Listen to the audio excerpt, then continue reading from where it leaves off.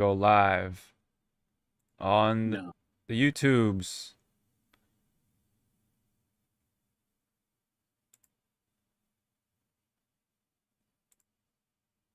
All right. Oh shit, hold on. Damn it. You did it.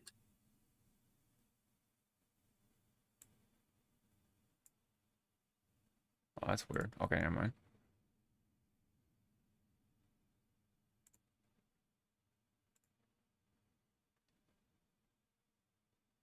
Do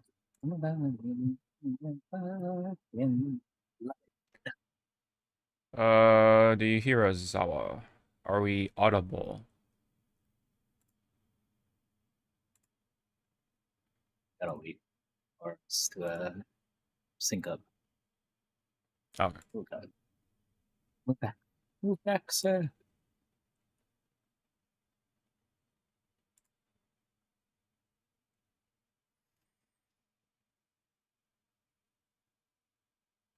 Where am I? I'm gonna turn my mic a little bit. Up or down? No, turn like. Oh, face you're gonna it toward turn me. it. Yeah, you're gonna turn the mic towards you. Okay. Turn up the radio. Move you close to my mouth. Oh gosh. Okay, push it back. Yeah,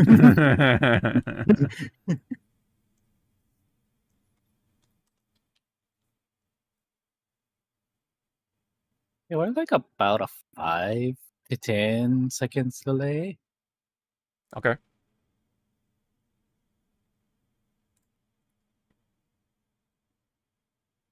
All right, we should be good. I do hear the audibles.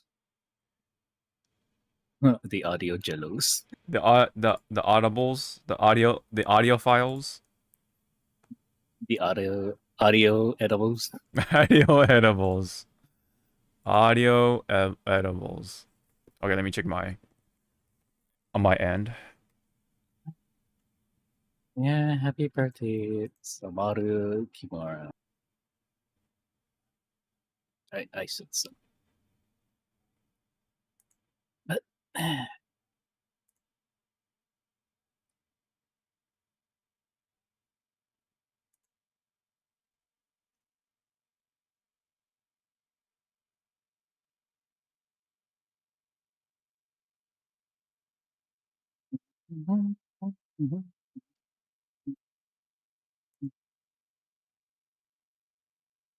All right, mic check.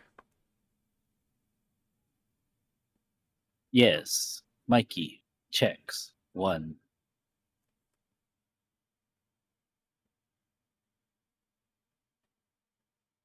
You hear us?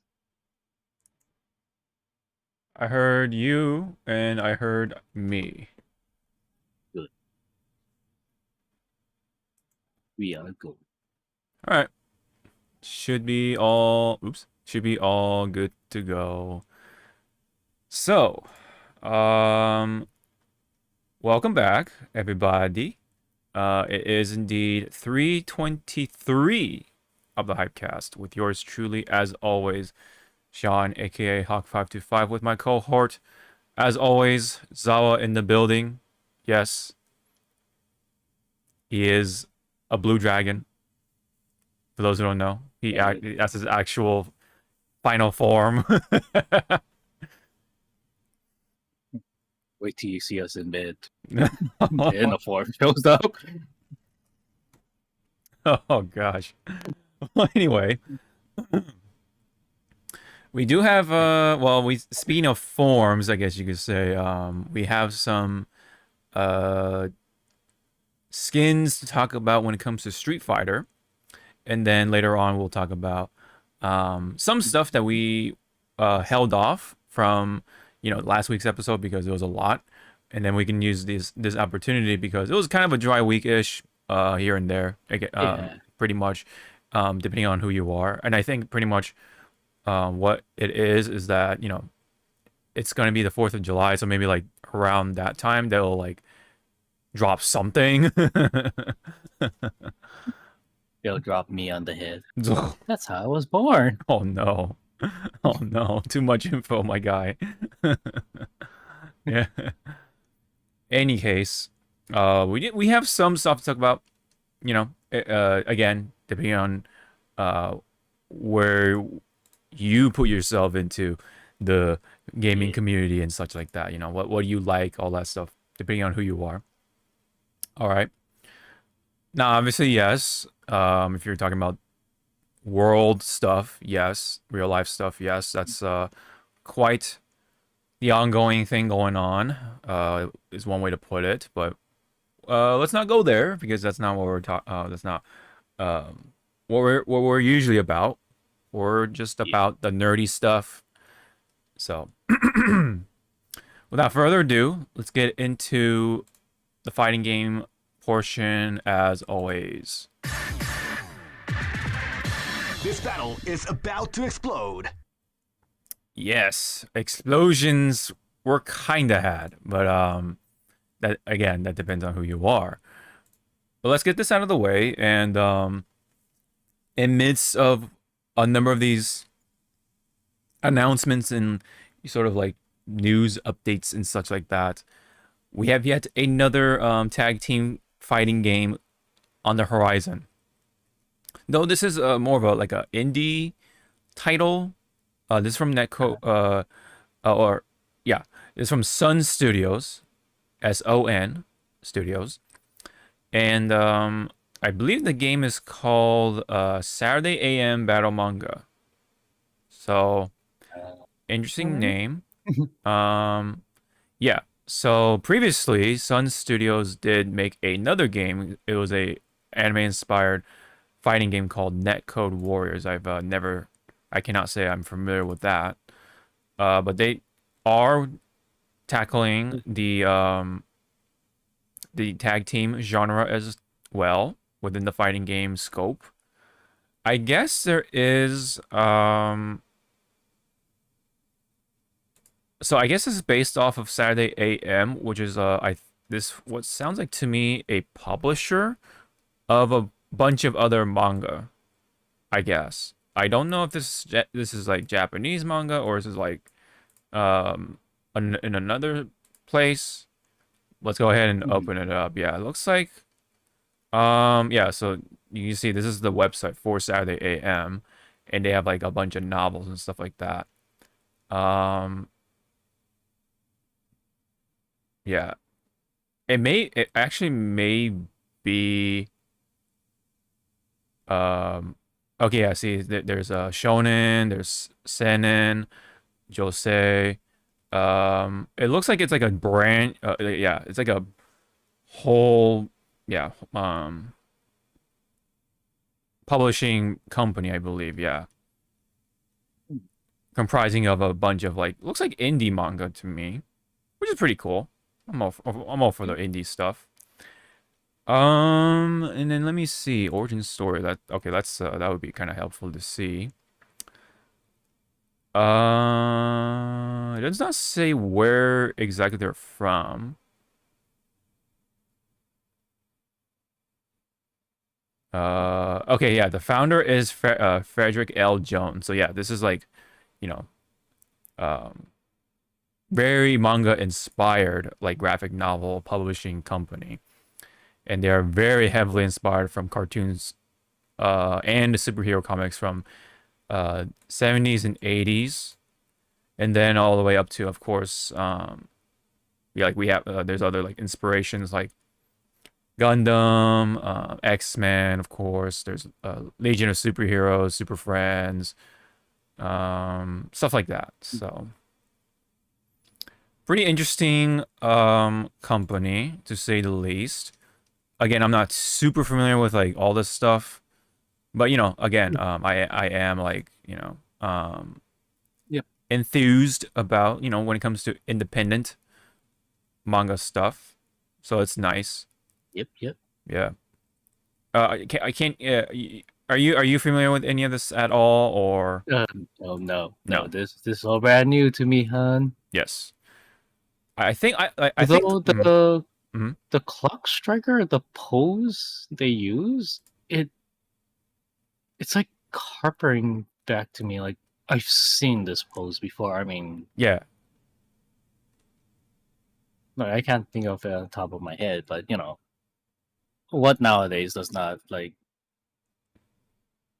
remind you of something else or you're Yeah. inspired. Yes, very inspiration heavy. I mean, yeah, I mean, you could say a lot of it's inspiration heavy, but like, yeah, like you could definitely say this post is straight from like, oh, this particular source or whatever, right? But it is what it is. It's a, Yep. It's an independent studio, you could say, and now they're kind of essentially celebrating the Saturday AM lineup with this video game here. This will include a series like Apple Black, the clock. We just saw Clock Striker, massively multiplayer World of Ghosts, and Soulbeat, and such like that. Platforms and release date have not been announced at the moment, but it says all major console and PC platforms are under consideration. So you can kind of like take a wild stab at like where they're gonna come out, including PlayStation, Microsoft, Steam, all that stuff, right? Yep. So we don't have much to go off of. There's no video at the moment. The only thing we have is the screenshots, and they're all pre-alpha renders for right now. So you kind of get a gist of what the format is like for now, and yeah, this looks very early. I like the background. Like, background's pretty cool. It does remind me of like a like Ruby-ish, right? But it does have like a bloom to it a little bit. But again, like, this is all pre-alpha, so it's, I don't want to like go into it too much. But I do like the rendering so far on this character. It looks pretty cool. Any comments, Zawa? Thus far?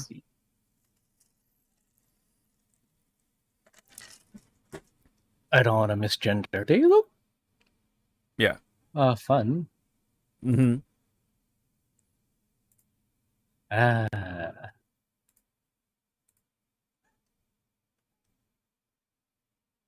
You know what this kind of reminds me of? What's that? A bit. It looks like a Hunter x Hunter. Like the way she's in there in the fighting pose. Okay. Yeah. I sort of see it. I'm starting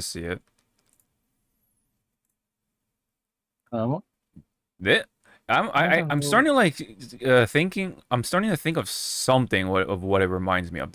Well, at least with Clock Striker anyway. But right? I can't. It's like that lingering, like it's Thing. beating you in Yeah. the back of the head. Like, hi. Mm-hmm. Yeah. It might be like one of those obscure animes or mangas we read long ago. Right. And right. it's now resurfacing. Yeah, it's like one of those short ones, They kind of like binge through, quote unquote, and then like you kind of just like move on. But it's like a part of but it's still part of like your like younger days when you're like going through a bunch of manga and stuff like that. So yeah, I don't know. It's hard to say what it actually or exactly rather reminds me of. But these books are these graphic novels, excuse me, are really available. Looks like on Amazon, Barnes and Noble, Walmart, so on and so forth. And you can also purchase these as ebooks too. So yeah.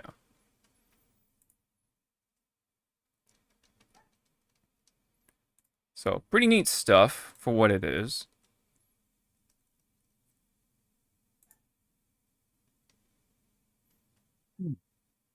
Oh yeah, so the video game itself, yes, obviously we already are seeing the cel shaded graphics.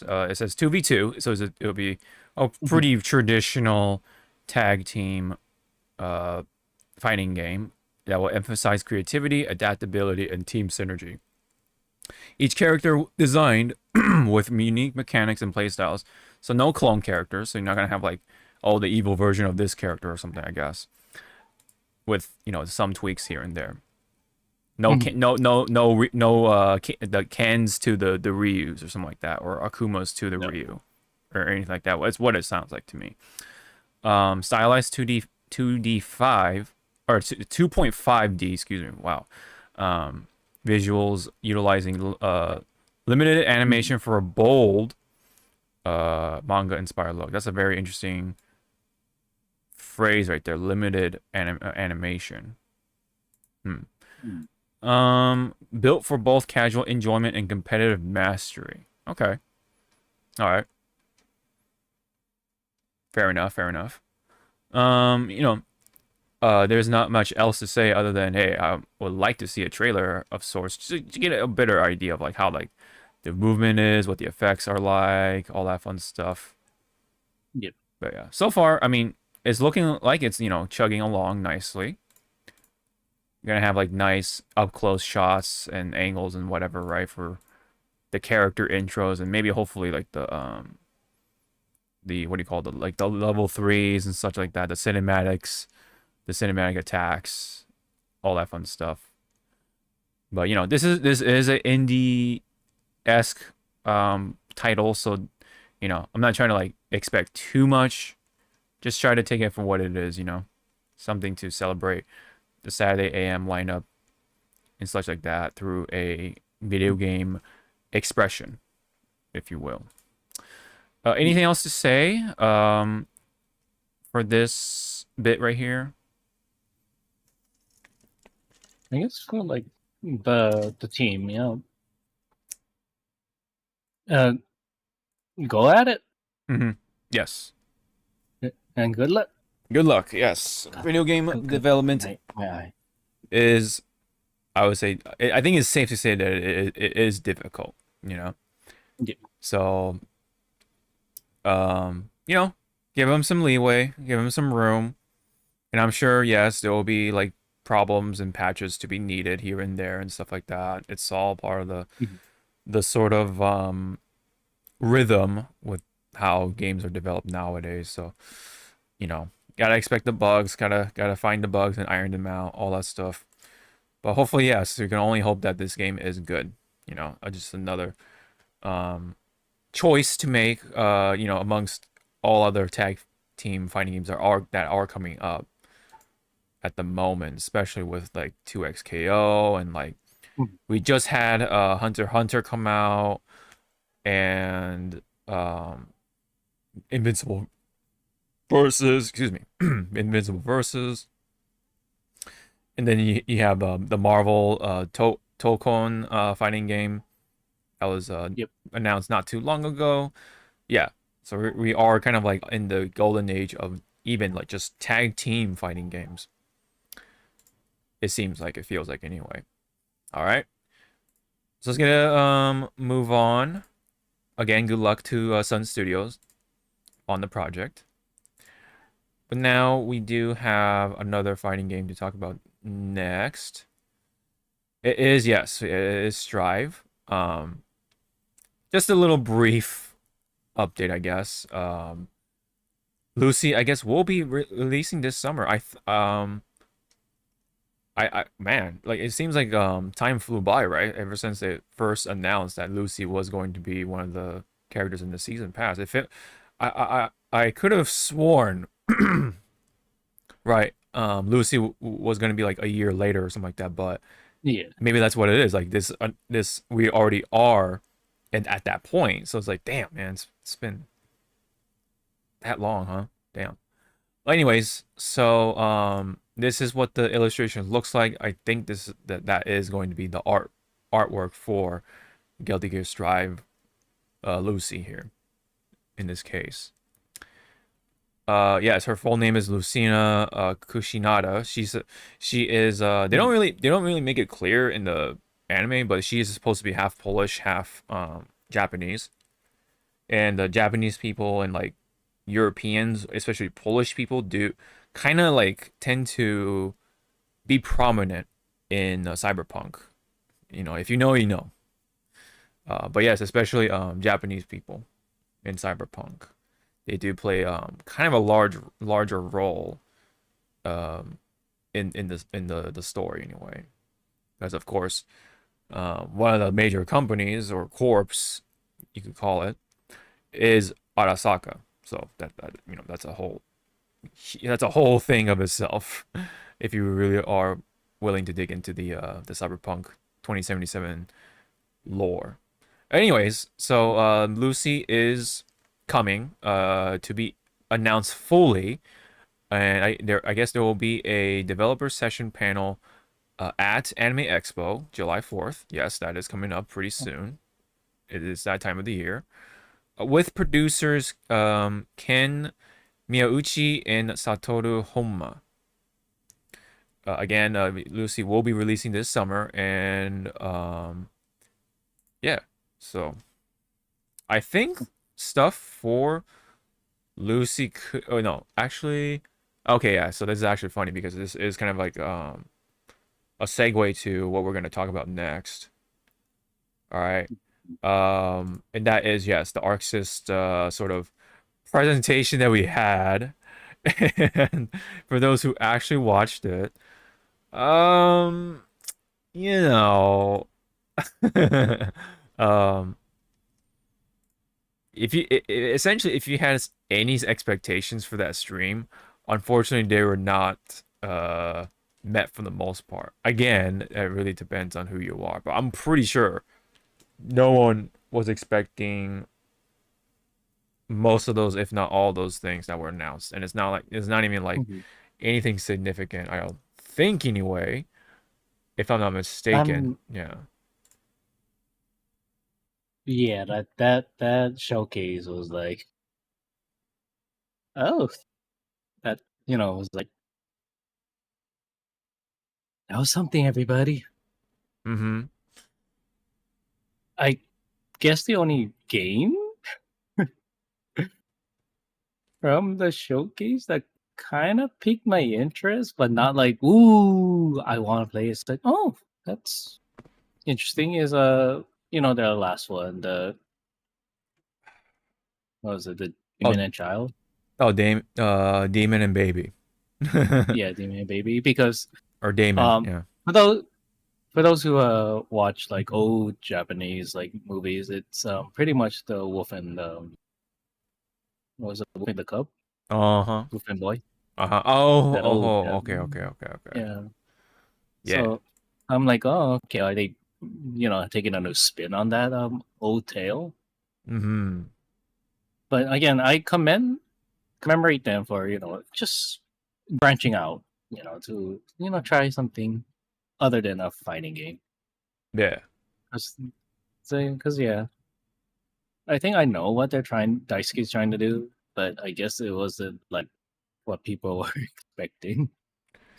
Yeah, they're definitely trying to branch out. It's just, um Ooh. it's just it is what it is, right? Because there's Yep. such a reputable company when it comes to fighting games, but they never Yep. are known for anything else, and I think that's like the stigma that kind of like stuck to them, unfortunately, to their detriment.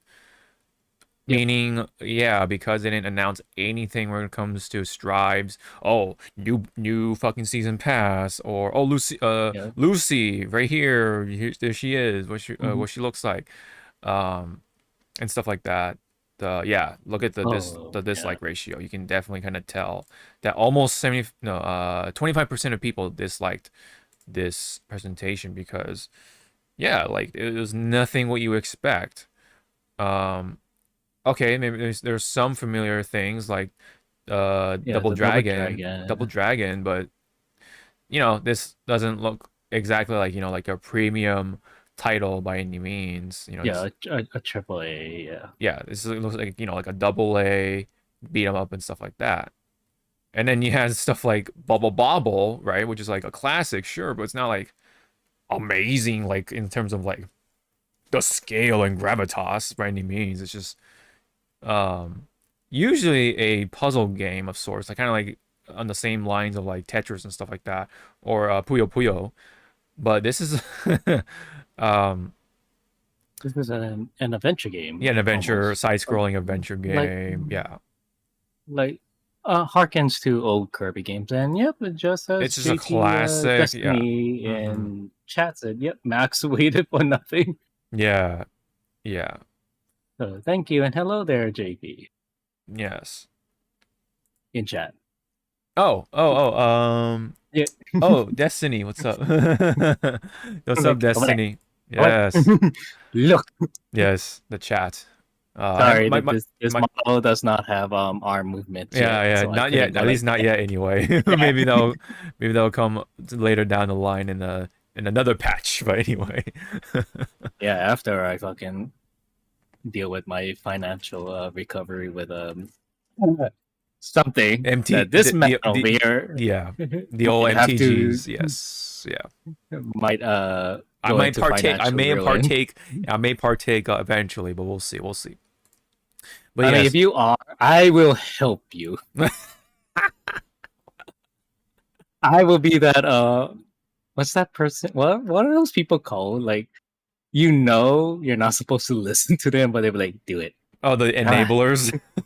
Yeah, enable was like, it's just 150 for like 4 cars. Just do it. Yeah. Oh, what's another 150 packs going to her, right? I know you're probably going to get the same shit. Yeah. Right. But no, it looks like the Sonic one, which we'll get back to it. It looks like it's going to be kind of contained. Yes, it's like a set, like a little small set. Like you can just essentially buy. It's kind of like one of those collector boxes, right? And then you just buy that, and then that's like all the cards you get. You know what I mean? It's not that. It's not that set. Yeah. I'll get more into that, so I can kind of get a generalization of what he might get his ass into. Yeah, yeah. There was one. If not, go ahead. Yeah. You can buy the cards individually a week after. Right. But depending which card you're looking for, so far the predictions of the cost of the cards, the top 3 that's going to be most expensive is, I'm going to say number 3. He starts with an S. Number 2. Starts with a D. And number 1 starts with an S. So we'll run that back afterwards. Yeah. Yes. There was one game too. Sorry. Go ahead. Did you want to say something? Oh yeah, I was gonna bring up. They did. What this showcase did show is that Arc System, they're not afraid to go back into their roots. Like old IP. Yes. I'm looking at you, Capcom. You have like a lot of good IPs, and they all drowning. Yeah. Yeah. All right, this game that's playing right now, I think it's like, I forgot the name, but it's like a father-daughter. Yeah, game. Dear Me, I Was is what it's called, but I'm gonna be that one person in the room. Yes. Wow, this feels like a Disney film. Oh no! Oh my god! I'm voting. So the mom's gonna die. Yes. Yeah. Where's the mother? Yeah. Right. Which I bet you, if we look back to all the animated like Disney films, which kind of, if you know, not lore, but like history of Disney movies, the reason why there hardly isn't any moms in those movies is because it's a touchy subject for Walt Disney, so that's why he doesn't really include mothers. Okay. In his film, I'm giving you the gist of it. There's a lot more reason why. Oh, I'm sure. Yes. Yeah. Sometimes there's like no moms in the films. Gotcha. But yeah, it was more personal for Walt Disney. Yeah. So yeah, this looks like this is going to be a visual novel type of game, to say the least.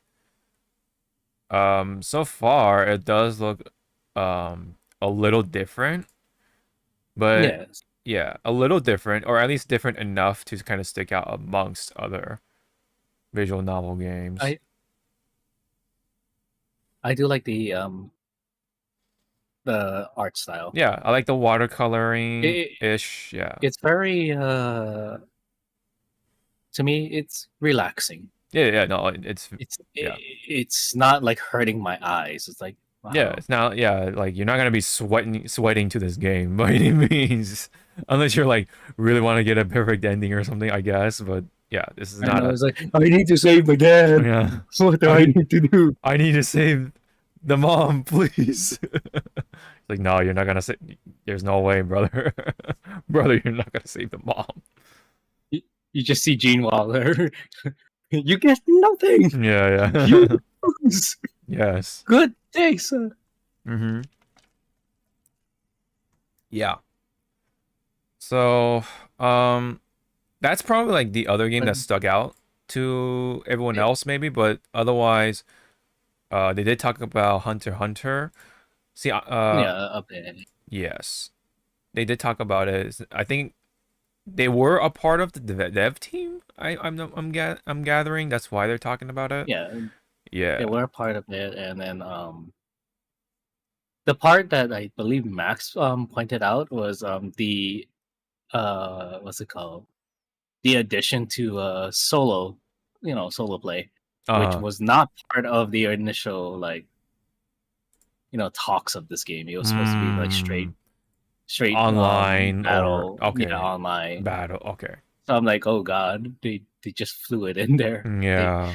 They it's like, oh, they almost walked into a Street Fighter Five territory. Uh-huh. Uh-huh. Because again, people remember Street Fighter Five did not have a arcade mode or the story mode That's at right. launch. We We had to barely wait like what, like a- four months? at least. It was a It good was chunk of like time. yeah, it was like 4 months I think for the story, but the arcade mode came out like kind Yeah, of quickly. well, no, actually, the actual arcade mode, so to say, actually Oh, came way later. And then the only uh, like we barely got any of the what do you call any story with each character because I remember how it went because it was like it's like this weird pseudo arcade mode thing. I forgot what it was called. So you do four things, right? It's like four stages, but you like barely do anything. And then it had like all the the Bangus like art that has mixed feelings for a lot of people, yeah. you know, if you will, right? But yeah, that was essentially what we got. It was like barely the arcade experience, and Oh then the yeah, I think full I remember now. Because yeah, it was like two story panels, yeah, I think it was. one fucking fight with one round, and then the rest was story panels. Mm-hmm. It was barely, yeah, it was Yeah. barely anything except a little bit more lore for each character, but that's essentially it. So you went through that, and then you get like a costume piece or something. Like it was like a costume color or something like that. So it was a nothing burger essentially, except again a little more story to each character. Um, but yeah, here I guess it was like a afterthought. It seemed like, but Yeah. then Arxis came into the rescue, I guess, to help out with the dev for that. Um, oh yeah, and then they did kind of talked about um Night in Birth says Celeste. Nothing new here, of course, but I don't know specifically what was said, but they just had some sort of like discussion. Oh, okay, so they're gonna have something at Anime Expo. So it Yeah. looks like they're gonna have a Which is, I believe, this weekend? No, this coming weekend. no. So next or the Yeah, next this coming weekend. Yeah. So next weekend. Yeah. yes, because it's Fourth of it's always during 4th of July. That's like the shtick they always stuck with. Yeah. So it looks like okay. So what was happening here? I think was they wanted to announce something just for the sake of it, but then they're saving all the juicy bits for Anime Expo. Yeah. So it was a teaser Yes. that really didn't go well.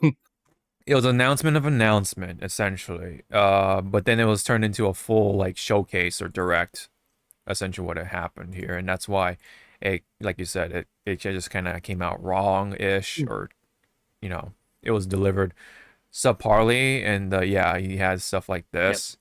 You know, it's like, what is this? You know what I mean? When you could have had like an actual full presentation of each of these games at places like Anime Expo and such like that.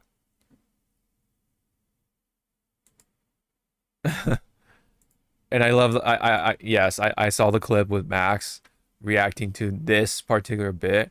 He was like, "Oh, okay, you know what's coming, right?" Like, and then he just had that expression, Yeah, that he was very just specific. dumbfounded. He was like, Yeah, your VTuber model, your model perfectly summarizes like kind of like the look on his face. But it does potentially have some have some like, you know, fun to it, or like, you know, this yeah, could be really cool, right? Because um it looks like there is a little more put into this bit. I think the issue, yeah, is just it was here instead of like having its own like standalone trailer and yep. reveal and such like that. So again, that stigma, right, of Arxis tending to, you know, sort of gravitate towards fighting games, right? So you would have expected like, oh, then it's they're gonna announce Dragon Ball Oh, Fighters Absalom. 2. Yeah. I'm interested in Absalom. Oh, Because I really? heard like a lot of people liked it, even though it's a two-player game. It's more of the art style Yeah. that I tend to enjoy, and I believe Absalom. Max was saying that the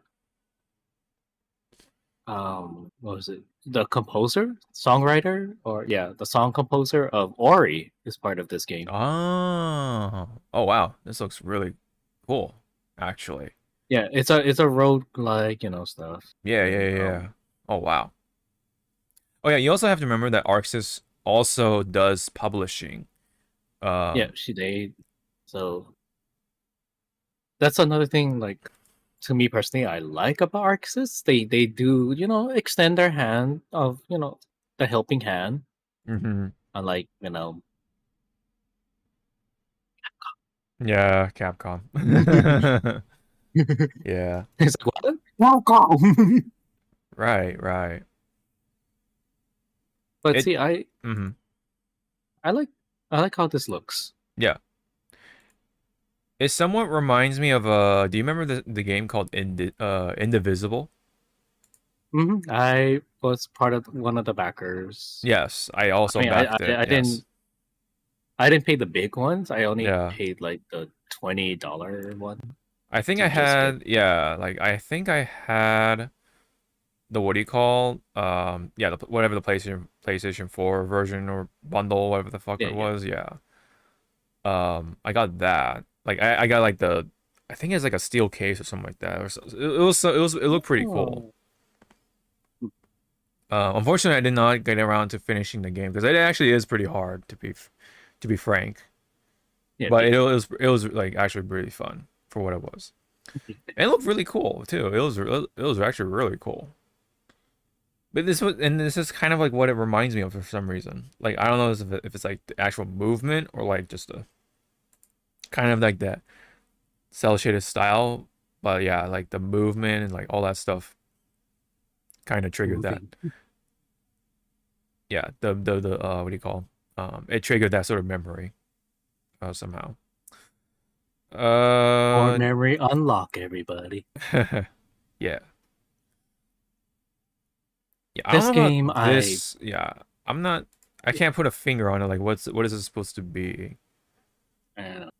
Like there's some parts of this that reminds me of like how Beautiful Joe looked, Oh in yeah, the yeah, yeah, anime yeah. style. I And see. then others is like the way this thing looks. It reminds me of another game. Mm-hmm. Yeah. Yeah, see how he looks? Yeah, I yeah, don't yeah. want to say it's the world ends with you, but it's kind of like in that territory, but I I know get it's what you're not the saying. world end. Yeah, it's the harsh shadows, like the black shadows that kind of give off like that sort of Oh, vibe. I think what's trying to unlock my core memory is I know I'm gonna get yelled at by somebody for mispronouncing the damn thing. This Gaia. Oh, this guy, yeah, yeah, Yeah, it kind of kind of reminds me like, of that. yeah, Like, kind of like that. Yeah, exactly. It's kind yeah, it does have that sort of that the semi-deformed yeah, proportions, chibi. chibi, like semi-chibi proportions. That's also why kind of gives off those vibes, which I am all for. You know, like there's something Yeah. a little different, but also reminders of like the classic stuff. Oh God, title. Right. Yeah, when I saw because I saw this live with Max. When I Yeah. saw that logo title, I was like, oh God, Yeah. oh my God, they're here. I'm like, oh God, like Jesus, I almost forgot about you.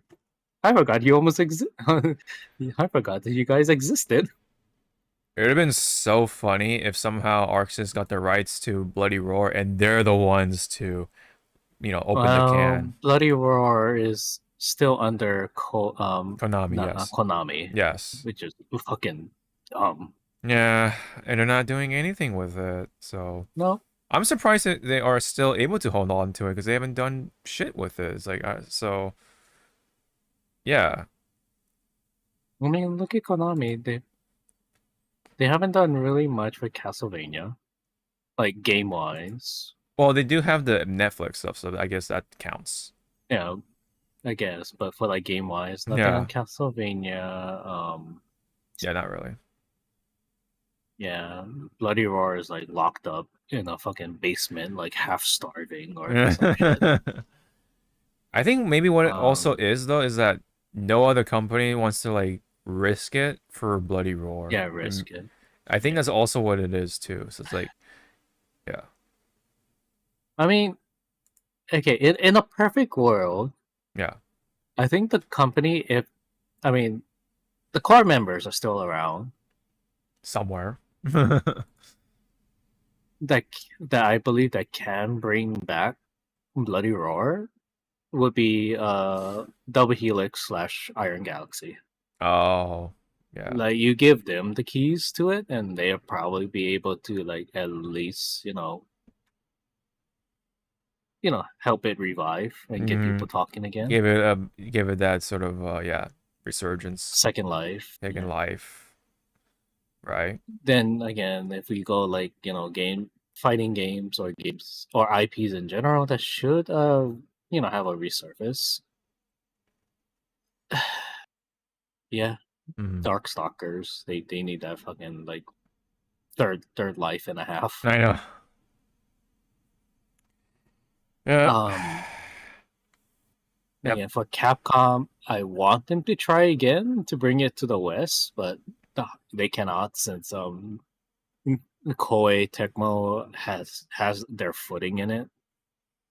Uh, bring Sengoku Basara overseas, Yes. but cannot because Samurai Warriors or the Warriors franchise already cemented their place Yeah. in the Western shores. Yeah. Yeah.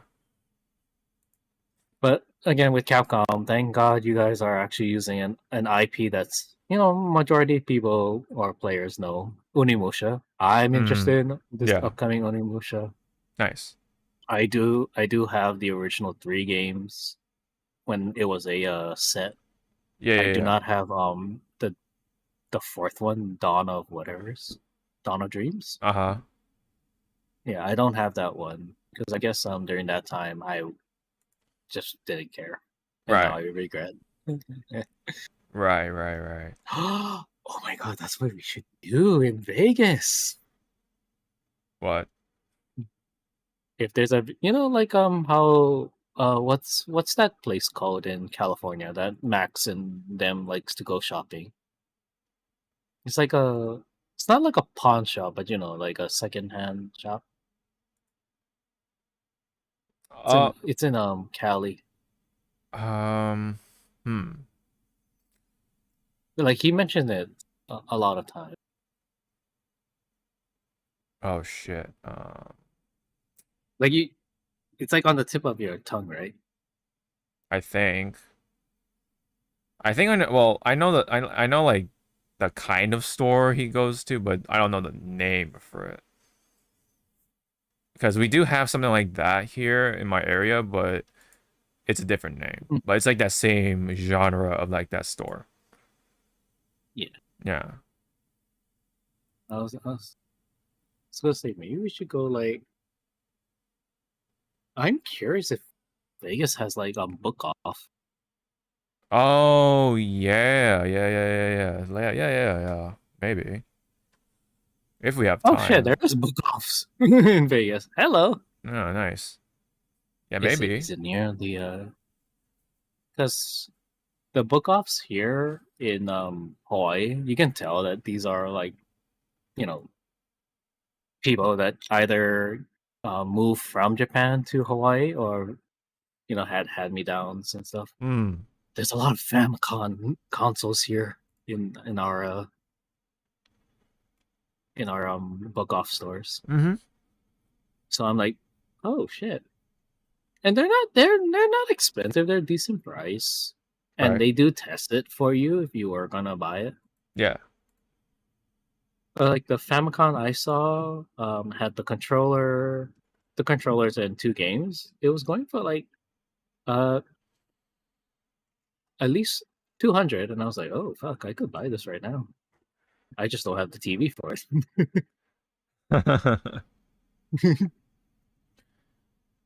Yeah. So back to here. Yeah. You can kind of read the comments and kind of get a big whiff of their dry sarcasm. Essentially.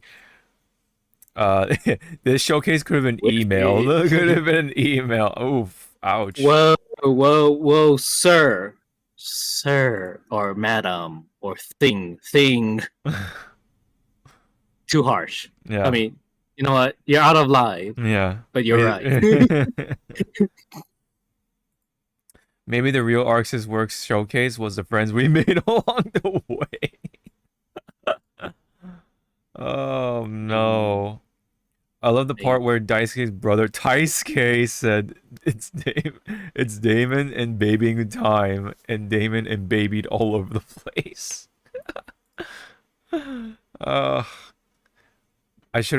I knew I should have had like, low expectations, but this was another level. I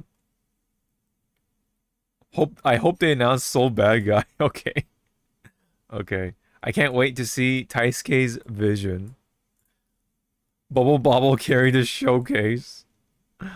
Yeah. Oh man. That's it?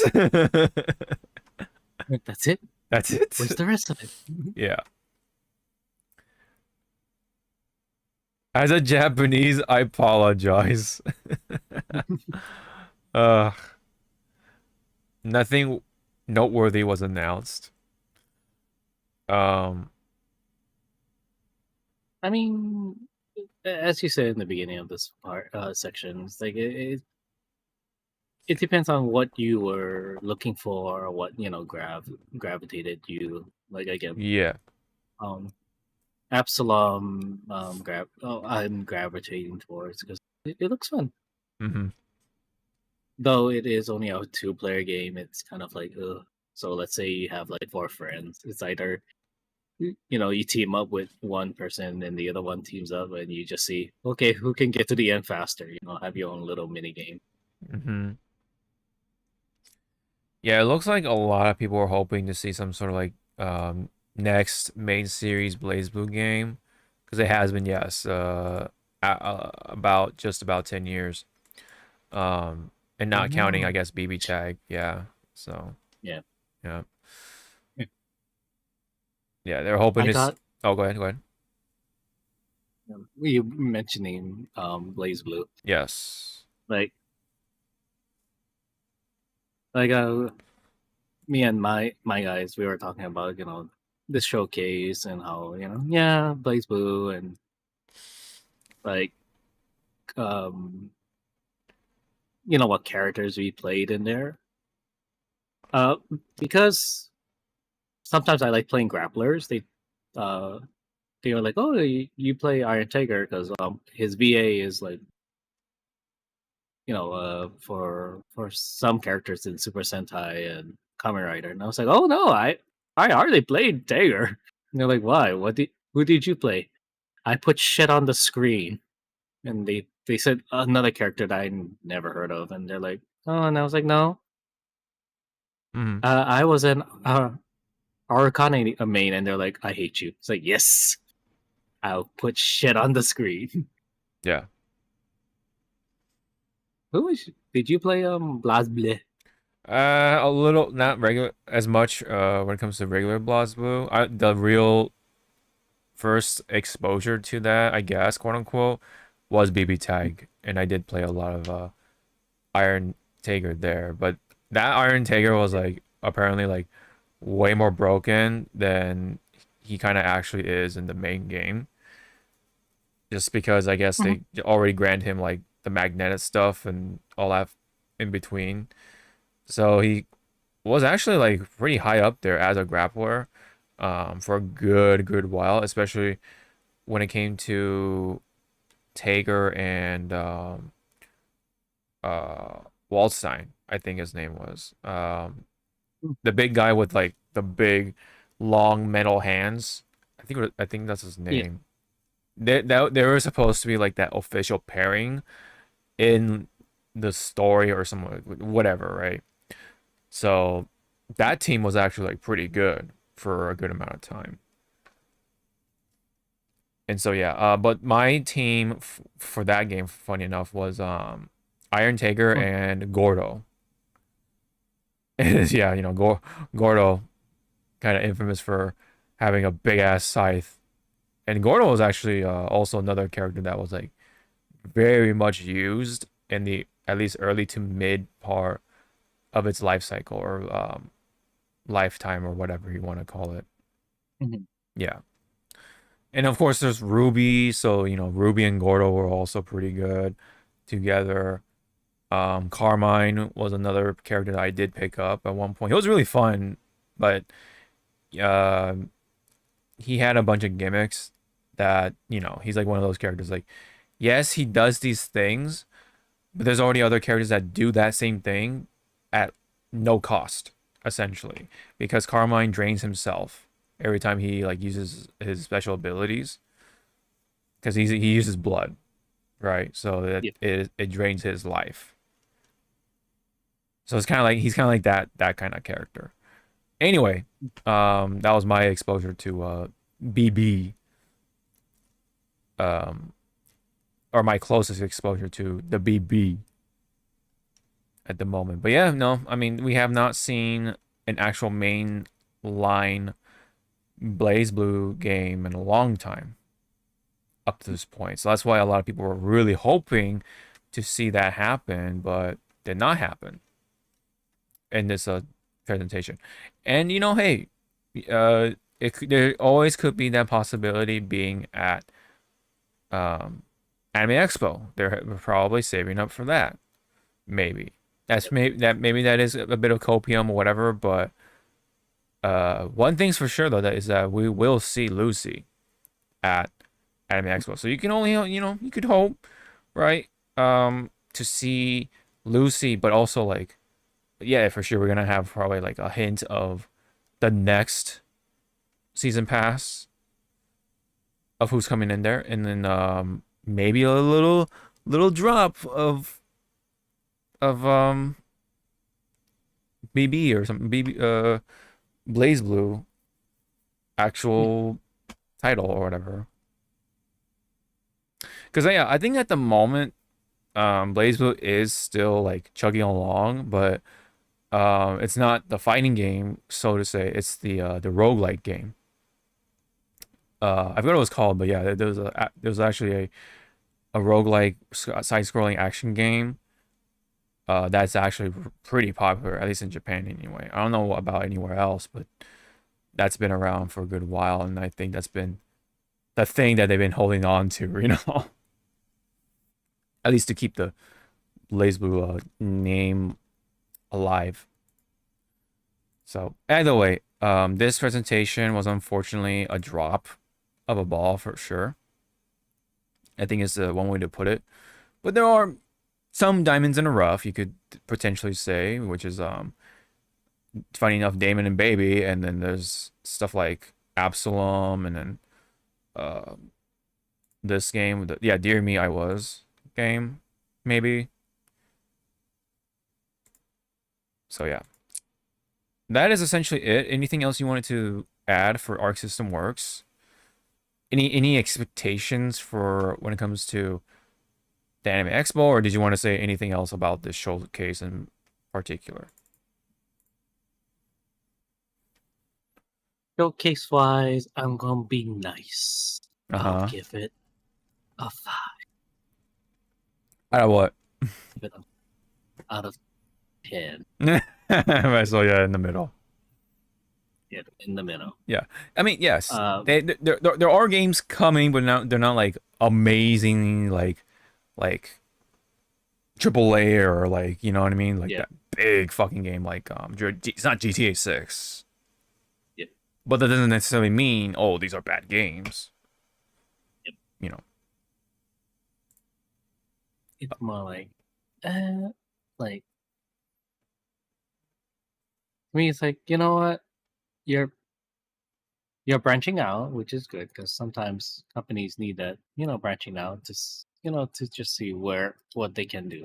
Yeah. Because who knows, maybe the Damon and Baby actually is going to be a big ass hit. We were just too what's it called, Hungry for hyper-focused on- hyper focus, yeah. Thirsty, yeah.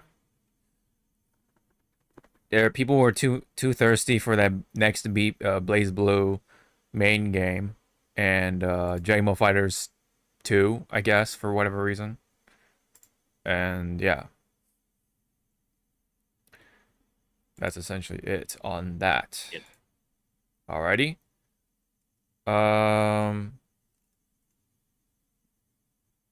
Yeah, all right. I'm just making sure I'm not missing anything. Okay. So we definitely talk about that. Now we can head on over to Street Fighter, which also has, I think, some sort of like showcase too. Like, I don't know what's with these like showcases, but yeah, they did mention something big for Street Fighter 6, which is more costumes. But it's not just some costumes. It is Cammy. Cammy. It's the summer costumes Chun-Li. for a number of characters. Manon. Oh no, Jamie. Kimberly. Yeah. And Aki. We're continuing work on Outfit 4 content for these characters. And they're gonna be working on Alpha 4 for the rest of the characters. So that is a must to see when it comes to that. I forgot. Oh my, this stupid ass fucking picture. Yeah, the Gooners are definitely out and about during the drop of the news. and then it's like, again, with the summer clothing, Mm-hmm. there's 1, 2, 3, 4, 5. No, 5 women characters Yes. in their beach, and only 2 guys. And I'm glad they chose the boyfriends. Just Yeah, that's kind of funny Yeah. actually. You pointed that out, right? Right. But then it harks back to that old stuff that we learned as back in college. Sex sells. That's for them. Bottom line. I'm kind of glad that they kind of accepted it, and they're just like, you know what, fuck it, let's just Fuck it. drop these, yeah, let's just drop these outfits, summer outfits, and we're not gonna, dance around those censorships and whatever. They're going full in on the summer costumes, because look at this is Cammy. Cammy's got the tan lines going. She is tanned up. She has tan lines where her other type of bikini would be, and I'm like, damn girl, how long were you in the fucking sun? Yeah.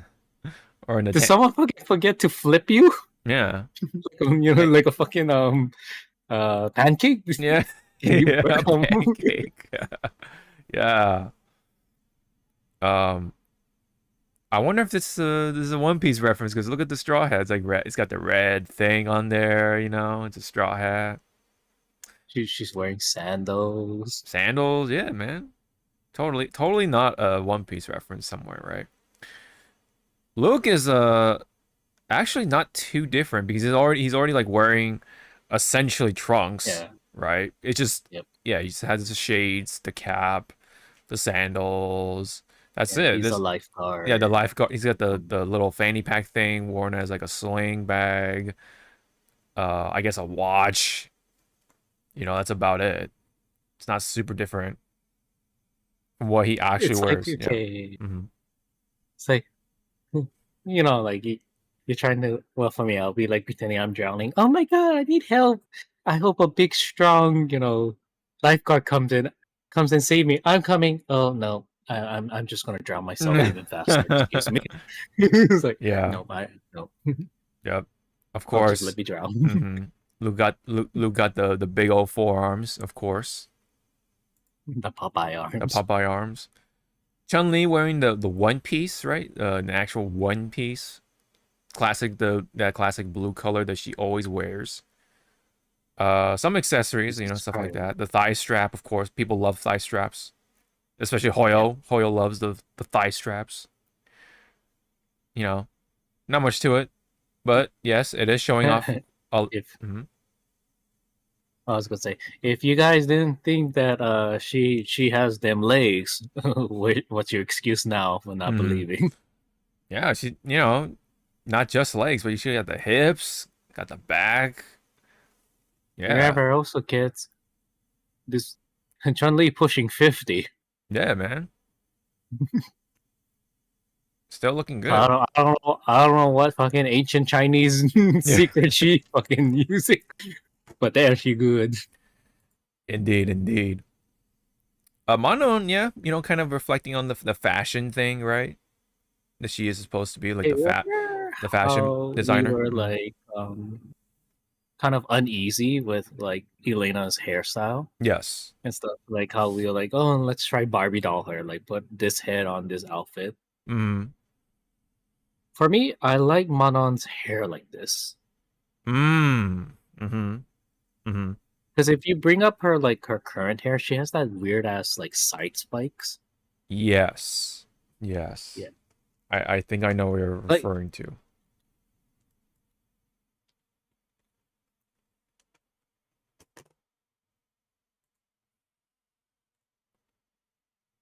Come on. All right, there you go.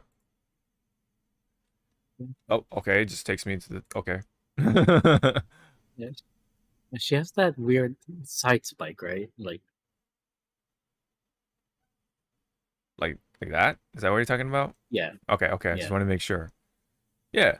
She has that side spike, and then her long braids. It works, yeah.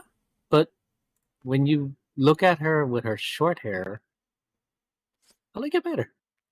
Well, I think because it does look similar to what's her face, Marisa, they'd probably like Yeah, cut it from the is that does that mean that they're an item? yeah. Manon looked at Marisha's hair and go like, I don't want that. Make my hair look like that, Yeah. like that enormous woman's hair. Yeah. Yeah. Because she also has that other hairstyle that she has the Lady Gaga hairstyle, which I Oh, that's like, right. Oh wow, they and then oh Jesus, Right, oh Manon. Yeah, see, like that works. And she right. has, and then she has the other one that it's still fucking uh revolutionary girl, Utana, the one that she's wearing like the knightly type of outfit. Let me go ahead Yeah, like and she had get like the big curls. the big curls. Hold on, we'll get there. We'll get there. There's the late. Oh yes, Yeah, yes. I hardly the see this costume ever being used. I don't. Yeah, I hardly see this one. I only Ah, like the most when I used to play. I saw a lot of the Lady Gaga one and yeah, then her regular one. This one was like a blue, a fucking blue moon. Like, oh shit, you have yeah, the costume. yes. Wow, yeah, I hardly see this one. Yeah, you're right. That's kind of funny actually. That her other outfit's kind of forgettable in a way. Oh, interesting. All right. The rest of Uh, it though, like yeah, okay, not much to say. I kind of don't like the this combination of oh, the the colors, yeah, yeah. the colors. Maybe it could have been a little more brighter or something. Cause I like, kind of go ahead. wanna say it shouldn't have just been cut like that. You know, Yeah, like how it's just that. It should have faded into the other color. maybe yeah. Yeah, like maybe like a bit of more of a transition instead of just yeah, Transition like or color, a color. gradient. Yeah, gradients. Yeah, there you go. Yeah. Um, yeah, she has shades, some bracelets. This is also one piece, kind of, yeah, funny enough. She's wearing some sort of like thing, like a little drape thing over her shoulder.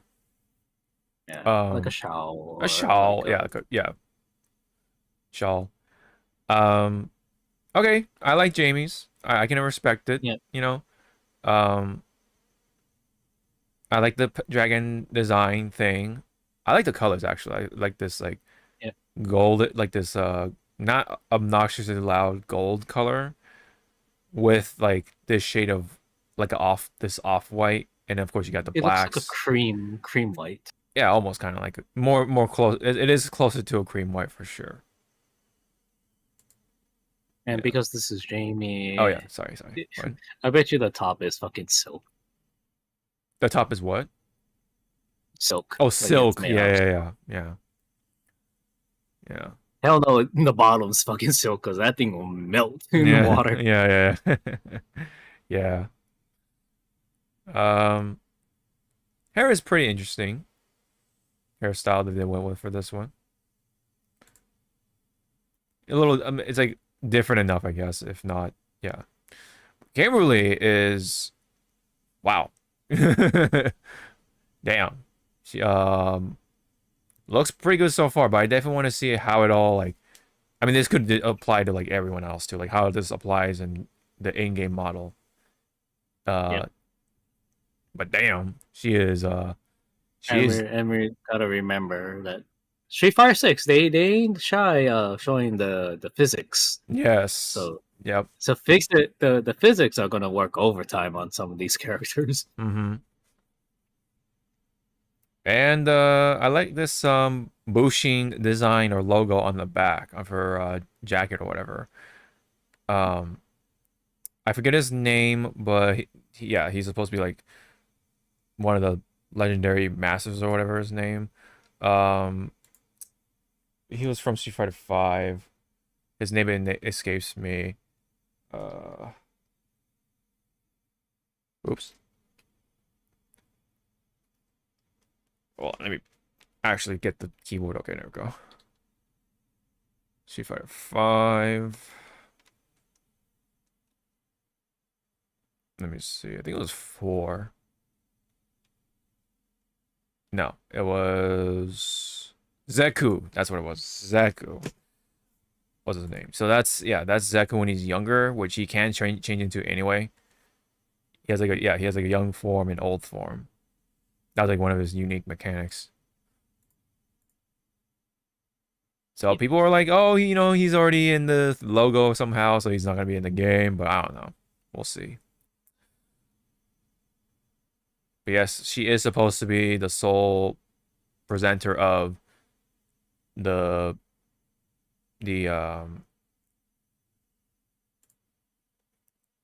Bushin Ryu ninjutsu. That's what it was. Yeah, Bushin Ryu school, if you will. Right? Oh yeah, sorry. But yeah, no, I love the blue. This blue, I love this combination of like the yellow and blue. I actually really do like. And then I like her headband, pretty cool. Hair Hair is a little similar from one of her other outfits. I forget which one in particular. But yeah, I like the blue and the yellow overall. I think it's a nice look on her. And of course, you gotta have the cassette player or Walkman, whatever you want to call it, Zoom. because that yeah, because that literally is one of her mechanics. So you gotta have that. Aki, wow, like kind of a little more unique.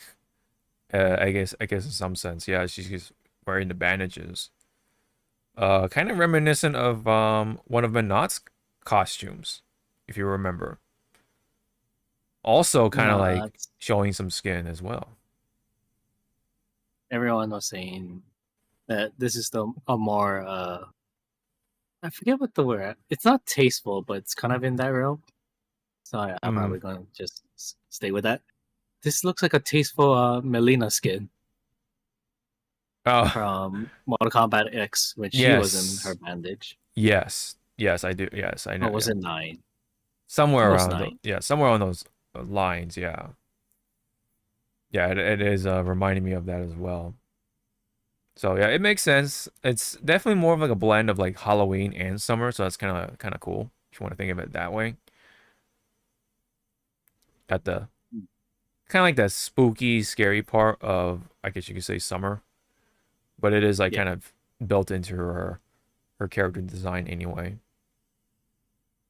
So I think it's kind of funny to see, but hey, it works. So I think that's pretty much all of it. So yep, pretty cool so far. I am seeing that as promising. Hopefully they do not disappoint for the rest of the costumes, like Ryu, Geef, all that fun stuff. I want Akuma's to be funny. Like I don't know, like I want him to be like that sort of like that beach dad or something. You know what I mean? Um, also rocking some sort of like funny hat for summer. That would be pretty cool to see. Um, but yes, Geef gotta has something really cool, you know.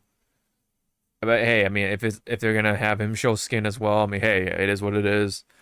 I get it. I mean, it's not his first rodeo. He's already done it in wrestling anyway, pro wrestling.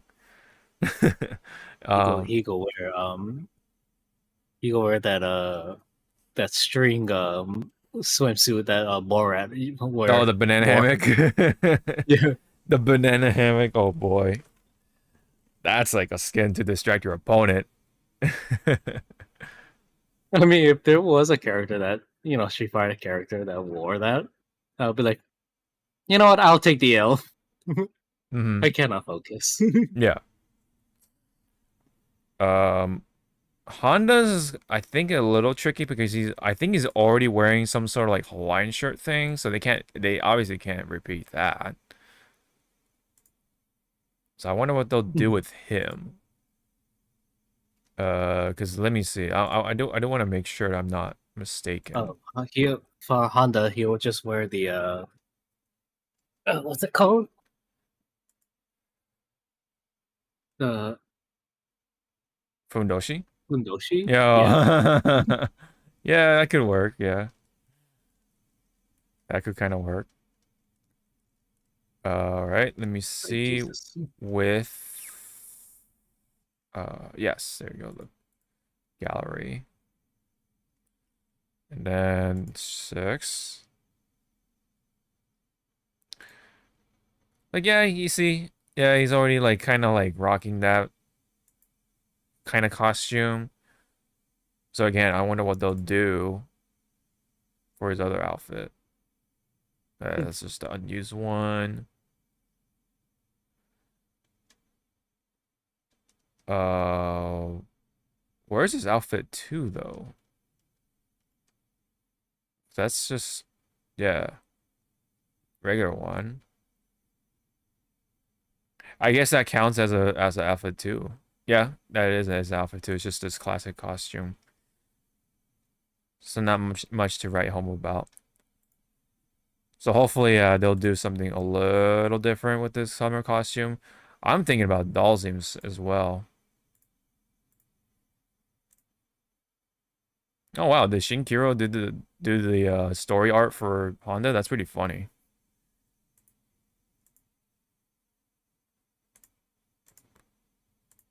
Huh. I didn't even know that. All right.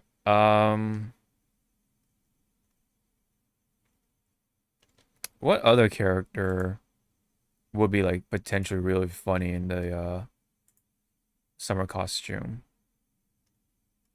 Oh yeah, DJ is like like I don't think like it's hard to fuck up with DJ. You know, he's like one of those characters. Dalzim would be yeah, it's interesting to see. Maybe Dalzim could be the one wearing the scuba gear or something. Scuba diver kind of gear. Elena is another potential like, what they're gonna do with her. Uh Gael can also be like a lifeguard, but like a different take on the lifeguard, maybe. But yes, also comes the question, right? Uh I'm pretty sure they'll do the same with the DLC, the upcoming DLC characters like Ingrid, Alex. So I want to see their summer costumes too. Oh yeah, and Bison summer costume. That'd be really funny to see. I want to see that. What they're cooking. Yeah. Oh, Terry and Mize. Yeah. Yeah, Mize especially. Damn. That's a man. You gotta hope to see, right? You gotta hope to see the knock it out of the park. All right. Anything else you wanted to throw in when it comes to the summer costumes for Street Fighter 6?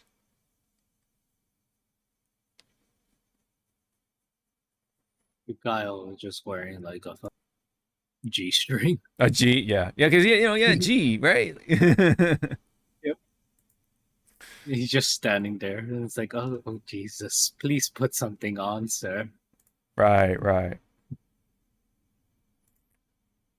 And along with that, they did actually drop more Sagat.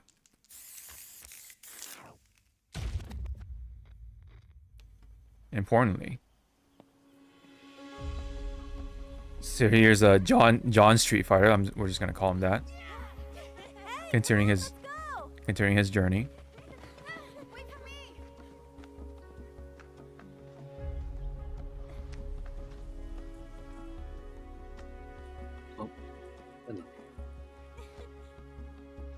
You're gonna die. She's laughing because you're gonna die.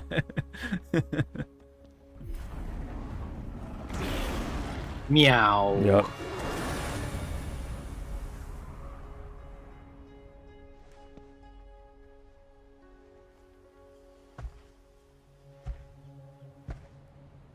Dude. Here is the big tiger himself.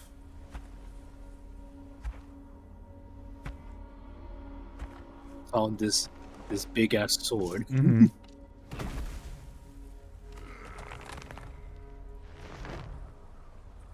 Yeah, he is kind of old, so he does have to warm up a bit. Tiger uppercut. Yep. Tiger. Tiger. Tiger. Tiger. Yes, you see the date. He is coming after Evo. But I believe they will have this, what do you call it, the booths at Evo to show off. I believe they said that they will have certain booths that will have him playable. Yes. At Ivo. So good luck to you and View. If you're gonna go into those. Yeah, I do want to check out some Sagat. I'll probably like wait till like I don't know, maybe like day 3 or something like that, because I think they have them open all 3 days, right? So yeah, they last year they had like say for example X2KO all 3 days, but on the 3rd day I believe it was like from opening to like almost like it like a few, maybe I want to say 4 hours before closing. Like yeah, yeah, because by then everyone's watching now. the I believe like the first day, for participating, they'll give you like free shit. and those things run out fast. Mhm. Because that's what happened with 2xKO. We missed like the free pins and stuff. If you play with 2xKO, we only got the lanyard. All right. Okay, so not only you get to play Capcom, the Capcom booth with Sagat, or play Sagat at the Capcom booth, excuse me. There is going to be a signing with the devs, so you can have your autograph sesh with the devs. Cosplay gathering. A Street Fighter League stage program of sorts. I'm not sure what that means. Yeah, it says more. Signing with the devs. Sign my ass so I can have a tattoo. Yeah. God damn it. Maybe I may potentially actually bring my Capcom Fighting Collection to get it signed. Like, you know, the case. I might actually bring that to get it signed. Maybe we should bring Fighting Evolution and just see everyone's face going like, why the fuck do you have that trash? He's like, hey, Ingrid's in here, motherfucker. He moves. Hey, you know what? Alex is also in that game too, so I can say that as well. Which is funny. Let me see. Yeah, get a little better look at Sagat, but not much else to say. Other than, yeah, it's Sagat. I hope. Well, it's definite, but which do you want his traditional, costume be his secondary, or is there another costume you want him to have for his secondary? That's 'Cause like how Elena had her original as her secondary. yeah. Yeah. So what would you want, Sagat? I think his original is a safe choice, so I'm gonna go with that. Now here's the kicker. Uh-huh. Scar or no scar? Oh, you gotta have the scar. Costume. You gotta have the scar. That's a part of his that's a part of him. Yeah, that's a part of his lore. I think the story was he was fighting Ryu, and then Ryu's Satsuno Hado at the time kicked in, and he couldn't like control it. And then yeah, he like shredded the shit out of Sagat's body with his Shoryuken. No, I'm just gonna play it as a comedy. That's the lore that we all like know about. It's like, wow, you got that from Ryu Shori, he did his Shoryuken on you. You just gotta be like, yes. Now the true story is technically I fell down and yeah. It's like, oh, you mean you fell down to his fist? No. Yes, I just tripped and fall. I fell down like a 50-foot drop off of a mountain. Yeah. With some branches, or trees in the way. Yeah. Oh yeah, like basically like what happened with Homer in that one of the older episodes. He like fucking fell down the fucking the canyon, and then like I think it was like, something fell on him or something at the end. I forget what it was. Dude, he got fucked up, dude. That shit was like that. You can't eat like you wouldn't believe that the things they did back in the day. Yeah, Old Simpsons, they were able to get away with a lot of things. Oh, for sure. I mean, same thing with like some cartoons in general. They were able to get away with a lot of shit. Yep. Like, but I think for South Park, they can get away with a lot of shit, but sometimes they just play it safe. Did they? Okay. Yeah. I would have thought that's like 95% like worry free, I would say. But okay. I wonder it's still going, yes? South Park? Yep. Because there's definitely like material to work off of, especially with the Trump shit right now, man. But anyway, that's another story. So yep, it's like expected with this one. You can play Sagat at Evo for yourself to try. And then you're gonna have probably like a full ass trailer to see at Evo during like finals, or right before it. And then they'll probably like tease a little bit of Crimson Viper at the end.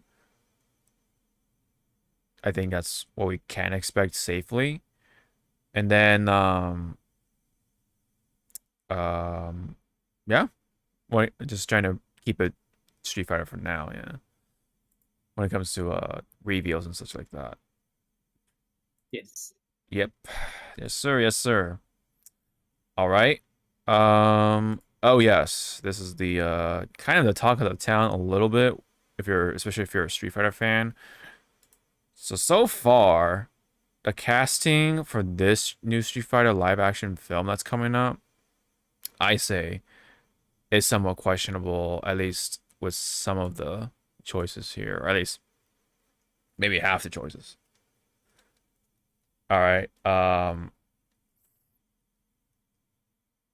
Okay, never mind. I thought it'd be like a more better visual list, but I guess this is good enough. Anyways, Jason Momoa, I guess, is slated to play Blanca. Oh man, you know what would have been really cool if Momoa can actually play Nikali instead. I think that would have been really cool if they actually somehow included him into the story for Nikali. But Blanca, okay. I don't know. What do you think of that one? What do you make of that? I need to see him in a like either painted green or in a fucking Like a greenish, yeah, or in a suit. in a suit. Oh yeah. That's right. Like Blanca Chan. Like it's just Blanca Chan. Oh, the Blanca Chan. Okay. So I guess this guy is Ken, or slated to be Ken. Yeah, I don't know. I'm not sure how I feel about this one either. Being Ken into the upcoming movie. Like I'm a little indifferent, but just a tiny bit more towards like, nah, it should be someone else ish. Owen Wilson. Owen Ken. Wilson. Oh my god, that'd be man. Wow. Wow. No. Wow. Wow. Hadouken. Wow. Hadouken. Sure you can. Hadouken. Wow. Hadouken. Wow. Now you see that you just gotta do some stuff. Like wow. Yeah.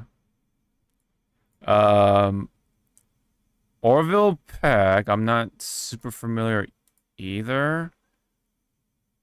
I guess okay, because he actually naturally wears a mask. Okay. Oh, he's a singer. Wow. Okay, he's a award-winning country singer. Oh, okay. I'm starting to like recognize who he is, sort of. I've seen him in like a couple of clips. Wow, they actually picked him to be Vega though. That's interesting. Do you have a comment for this one?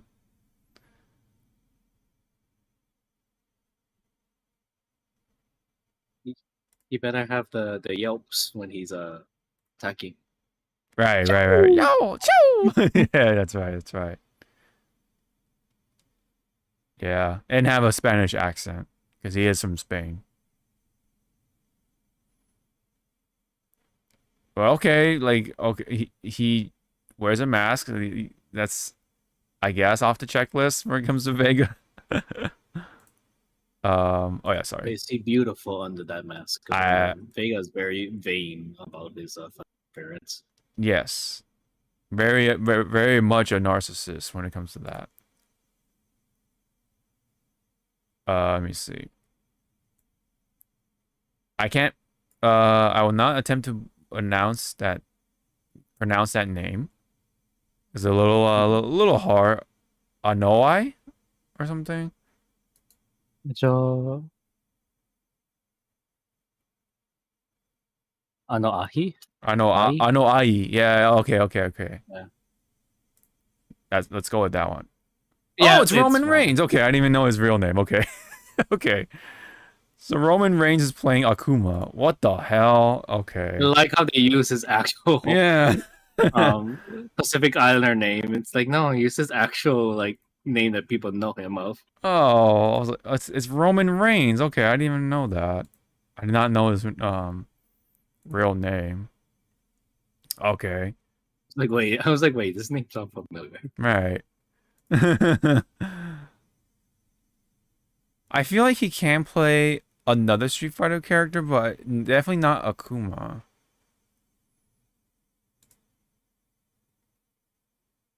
You know, if he was willing to shave his head, I would have bought him as a Sagat. Actually, shave his head, like yeah, shave his head, beard, all that stuff. If he's willing to do that and be a play Sagat. Oh yeah, and wear the eye patch, of course. And I would have I like don't know. Yes, I just need to hear you say swoosh. Shosh, yeah. The shosh, yeah. Kind of the signature. Die 1,000 deaths. Yeah. And then Andrew Koji, I think he was already revealed. So this is not new. And I think he was in some sort of like Street Fighter related project. I if I'm not mistaken. Yeah. Oh no, never mind. Oh no, that's the new one. Okay, that's the upcoming one. I thought there was another one that he kind of partaken. But yeah, he's like, you know, oh, he's Storm Shadow in Snake Eyes. Okay. Yep. Storm Shadow. Okay. And then Bullet Train. Okay. Yep. All right. Bullet Train is such a good movie. Oh, is it? I feel like I need to definitely check that out at some point. Yes, please watch it. Watch Bullet Train. It's such a fun movie. Yeah. It's on Hulu. Yeah, Hulu. Oh, okay. Oh, so he was in 14 as Rijing. And then Like Black Myth. Are you familiar with this?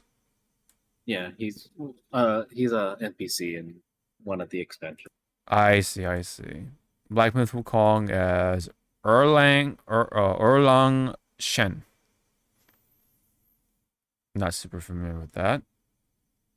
Yep. Yeah, that's not super new.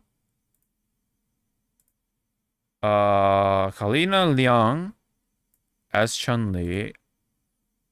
I think this is one of the more recent ones. Okay, so this is a I say this is a good cast.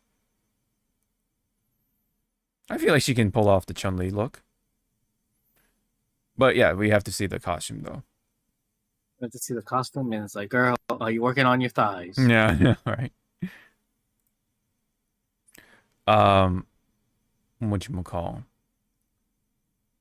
I wonder if they'll like actually make her wear the classic costume, or more something like this. You know, or you know the Street Fighter Alpha one. You know, with the skin tight, like bodysuit thing. That really kind of shows off her, you know, her lower half. You're a big boy. You can see her body. Her back, It shapes her her boot. body. Yeah, the booty butt It cheeks. shapes her body well. Yeah. Booty butt cheeks. But lastly, yes, this is like the other controversial one. 50 Cent, Curtis Jackson is, I guess, casted as Balrog, the boxer, right? The dirty bull. Sorry, they couldn't get you know, Mike Tyson. See, that would have been, yeah. See, I would have bought that, like, of course, because he is the direct inspiration, of course. Yeah, why the heck they couldn't just get Mike Tyson to play it? Swap the names back to M. Bison as originally intended. That would be so funny if that was the movie to like change things back. Yeah, because Vega is M. Bison, Balrog is Vega, and then M. Bison is, yeah. M Bison is supposed to be, or the boxer is M Bison, dictator is Vega, and Claw is Balrog in Japan. That's the original naming convention, but because of what happened, or what they thought was going to happen, rather, Capcom thought was going to be like, oh, Mike Tyson might sue us or something, because it is kind of like depicting his look Yeah. quite a bit. So they thought, yeah, they play it safe and switch up the names. And ever since then, the rest is history, you know? Yeah. For those who don't know. If you're a Street Fighter player, or if you played enough Street Fighter, you would know that. For sure. All right. Any comments on the casting overall for this Street Fighter movie? More of when in the Street Fighter timeline is this taking place? Right. What part of the Street Fighter are you like focusing on? Is it gonna be like Like, yeah, more like Street is it Fighter during 2? Mhm. yeah, 2 or the Alpha timeline? Yeah. Yeah, what's like the biggest like inspiration point, right? Is it 2, Alpha, right? Any of those things? 4 even? I don't know. Anyway.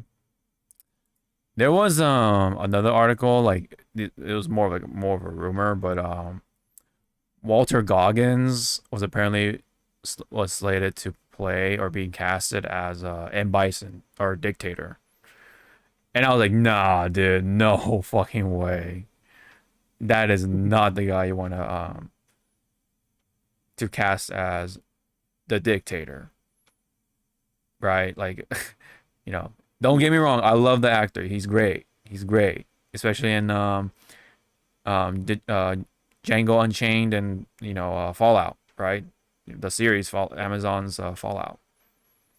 But him as M Bison, that ain't it, man. That is not it, Chief.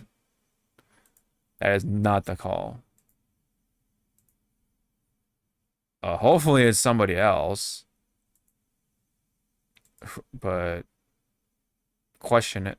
You know what? Actually, Roman Reigns could have passed as an M Bison. I don't know. That's just me.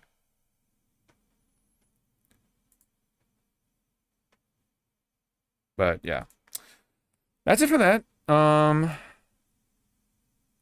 Hopefully we'll have to see how the trailer is when it comes to the Street Fighter movie. Meanwhile, the Mortal Kombat sequel, the movie, I guess finished filming, so it is getting that much closer to being done. All right. Let's go ahead and go into the frontline part of things. Let's go ahead and blast this.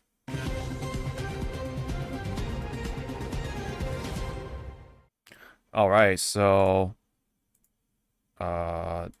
this is the talk of the town, definitely for me, regarding to Magic the Gathering collabing with Sonic the Hedgehog. Of all the franchises to go next, it had to be the Blue Hedgehog. Damn.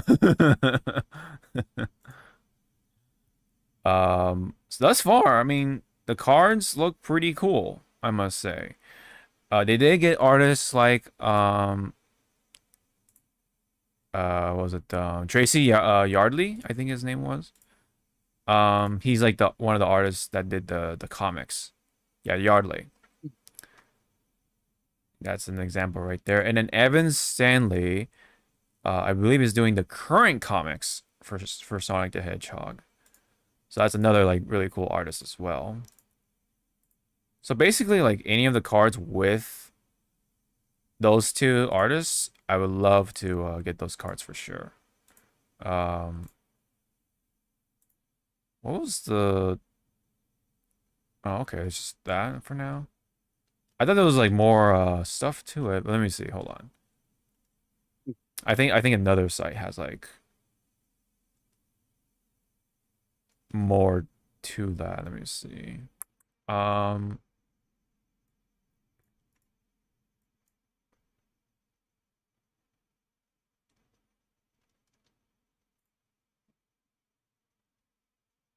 that is one of the cards, that's for sure. I guess we can do Gizmodo. Let's see. Yeah, so these are the character cards. This is really cool. This is the one I really want. That's Evan Stanley's thing right there. Yep. Tails. This is another artist. John Thacker. Not super familiar with it, but it does look cool. I like that. Got Dr. Eggman. Not familiar with this artist. It's Natalie Fordrain, I want to say. Another Sure, cool. about to say Natalie Portman. I was like, wait, what? No, no. Hey, I mean, if she loves Sonic, great. And can draw, that'd be great.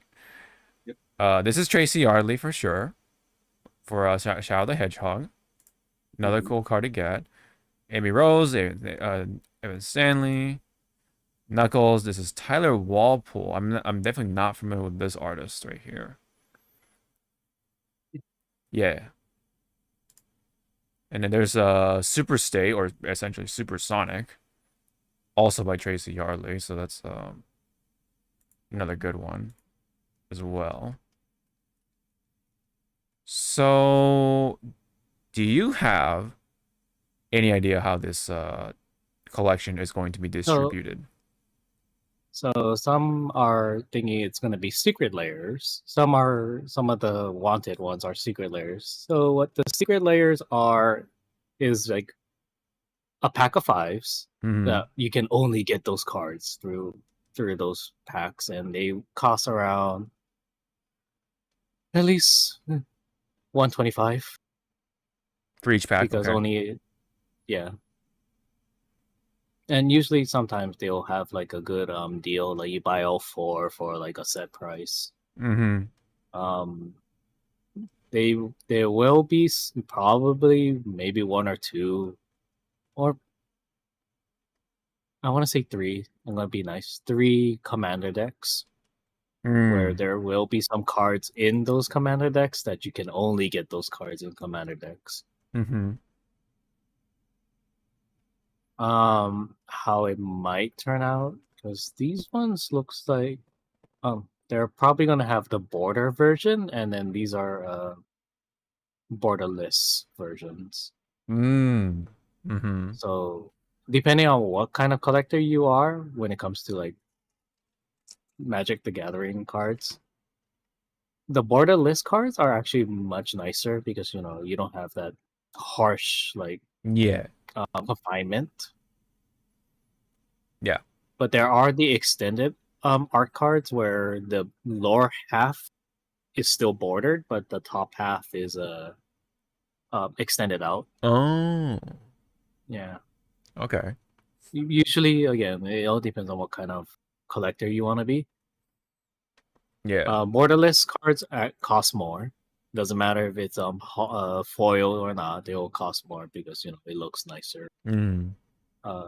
Extended art, depending on the character or the card, is like the cheaper end. And then when you have the border cards, then that's the like the cheaper. Okay.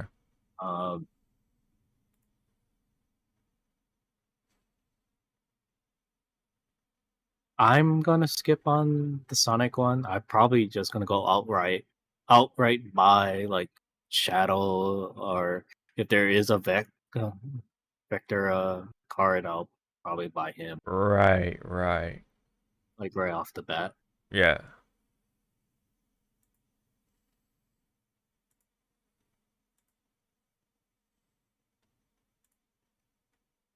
I think, yeah, for the most part, it is going to be relatively contained. It's not like this big old set like the Final Fantasy one. Yeah. You get a bunch of booster boxes, all that shit. I don't think And thankfully, I don't think Sonic will be that, which works for me because That this big, yeah. it's not that gonna be that it's not gonna be huge at all. So I would like to get preferably all the character cards and including the It, yeah. Sonic one, the Super Sonic one. That the Supersonic might be a secret layer pack. Mm-hmm. So if you have 125 to spare, get on that pre-order once it drops. Because a lot of people are. I know it's bad of saying it. A lot of people are hoping that the scalpers fucking jump onto this one and leave, the Final Fantasy alone, so it can actually breathe and Yeah, get a little more room for and what's it called? Restabilize itself. Because again, a play booster box, which comes with like 30 packs, Oh, it's a 30 pack. should always be at launch and until like mid or 1 year after its cycle is run through. Should only stay like at least 150 to 180. But once it starts to get out of print, then that's when you raise it up because it's out of print. You can't get it anymore. Gotcha. Okay. But no, because the scalpers and all that, a regular play booster box set is at least, and this is like low, it's 250. Fucking not worth it. Mm-hmm. Right. So you Like, said sorry. I was glad. I was glad for myself. I was able to buy one booster box for 150. Then another booster box for 190, which was again pushing it. And then my latest one was 209. Oof. Dang. Yeah. So you can see the climbing. Yeah. For the collector's box, the collector booster, that's where you get like guarantee foils and search foils. Search foils is a fucking monster. Search foils is pretty much the foil cards are nicer looking and only a certain amount is printed. So there might be a collector's box or a collector's pack for these cards. And I can guarantee you, like, Sonic and Shadow is going to be, like, the most expensive if you get the search foil. Right. All right. Yeah. With the collector's packs, it should only be, like, $50 for one pack, which is, enough. But and a whole box should be at least 300. Because guarantee foil and all that. But nope, for Final Fantasy, if you want to buy a whole fucking box of the collectors, do you have 1,500 on you? Just a throwaway. So it looks like here it seems like it explains it pretty well, at least well enough. So it says the Sonic Hedgehog secret lair will drop.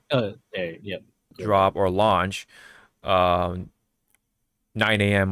My time on July 14th with 3 drops alongside the above Friends and Foes line. There will be 2 sets of Sonic themed reprint cards, Turbo Gear, based on around the classic Magic artifacts with the Sonic renamed theme around equipment from games like Knuckles' Glove and Sonic's Biplane and Chasing Adventure, which gives a series of Magic cards. New Sonic themed are including a treasure token ring to go along with the Sonic card. Each set will be available as a standard set of 7 cards for $30, as well as a set of foil variants for 40. Okay. Well, those prices, good luck. Right. So that's why if you really want this one, Hawk, you're gonna have to fucking drink. I don't know how many Red Bulls to just stay by that card and go like yeah. So it looks like the friend and foes is gonna be like what we see. Shadow. So Sonic, Shadow, Tails, Amy, Knuckles, Eggman, and then like the last one is probably gonna be like maybe silver Mm. or rouge, something like that. Mm-hmm. So that'll be your friend and foes. What was the other pack? Toba gear, so that'll be like your equipment. So as they said, Knuckles glove, Sonic biplane, probably came the Chaos Emeralds, Right. Amy's hammer, Yeah. so something like that. So these things have a theme.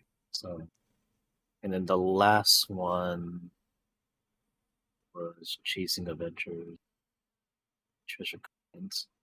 Okay, Chasing Adventures, Treasure Token. So it's probably gonna be the I forgot what those things are called. The chewings, the little things that you rescue, Oh, the and they have their chows. own The garden. chows. Yeah, so it's Yes. probably gonna have the chows. Yeah. The chows, the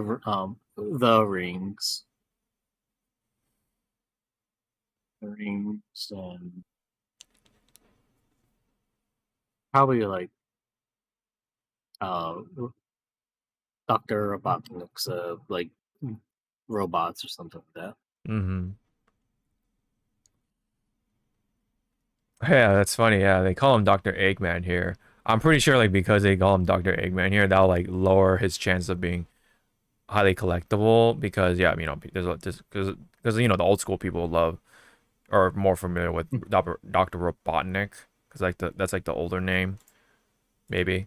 But That's like nitpicking though. his value might go up because as a Magic player, it's all the reason why some cards are like expensive as fuck is because of their effect. Oh, so So what? Like yeah, so flying cards are actually more effective, most likely, or what's he's a flying at the beginning of your end step. Draw a card, and each opponent faces a villainous choice. That player discards a card, or you may put a construct, robot? robot, or vehicle card from your hand onto the battlefield. Okay, so yep, I can already tell that this card is going to be very valuable. Right, because you have the choice between putting on more Yeah, stuff on your field, but also you can like discard. Oh, they discard yeah, a card. Okay. yeah. So if you're playing a four man game, at the end of your at the end of your at your end step, you draw a card, Mm-hmm. and then if you have still some mana, and if it's a interrupt or a flash card, you can play it immediately, depending if you do have Oh. the mana to spend. Then each opponent, so your three opponents, either choose to discard a card or give you the option to play either a construct, robot, or vehicle from your Mm. hand, which is very dangerous because let's say you have a 10 cost card in your hand and they Mm-hmm. don't choose the discard card and they say, oh yeah, just play whatever on your hand. Boom, that 10 cost card got fucking played for free. And Uh-huh. they have to deal with that. So he looks like he's probably gonna be a good commander for Yeah.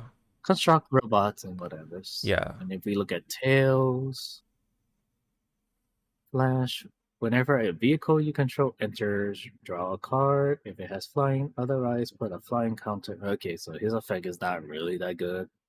Yeah, he looks like his is a little more honest comparing to Dr. Eggman. Yeah. And then if we go at Sonic, What's this one? okay, Yeah. haste is very good because that means he can attack on summon. Mm. Gonna go fast when Sonic the Hedgehog attacks. Put a 1/1 counter on each creature you control with flash or haste. Okay, so he can buff up your creatures. Oh Whenever a wow. creature you control with flash or haste is dealt damage, create a tap treasure. Oh god. So what Sonic can do is that if your creatures, yeah, dealt damage, Mm-hmm. you get a treasure token. So treasure tokens are pretty much free mana to use whenever to pay for cards, and once you use it, you lose it. But you can actually like just keep stacking up treasure tokens. Mm-hmm. So I can see this in a in a creature token deck, With haste and which flash. is So okay.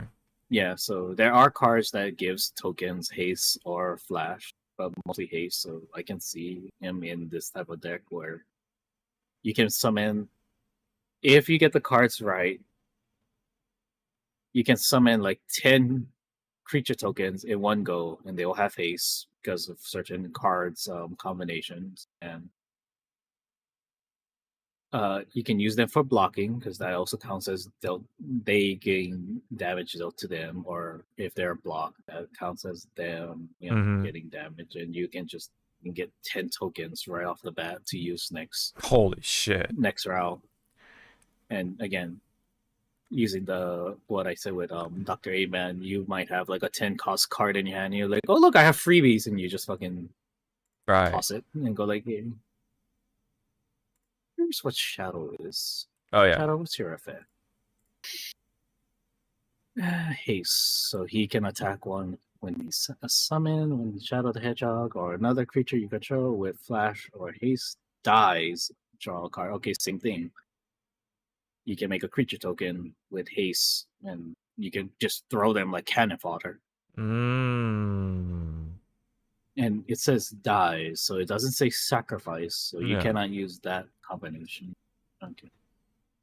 Anyways, chaos control. Each spell you cast has split second.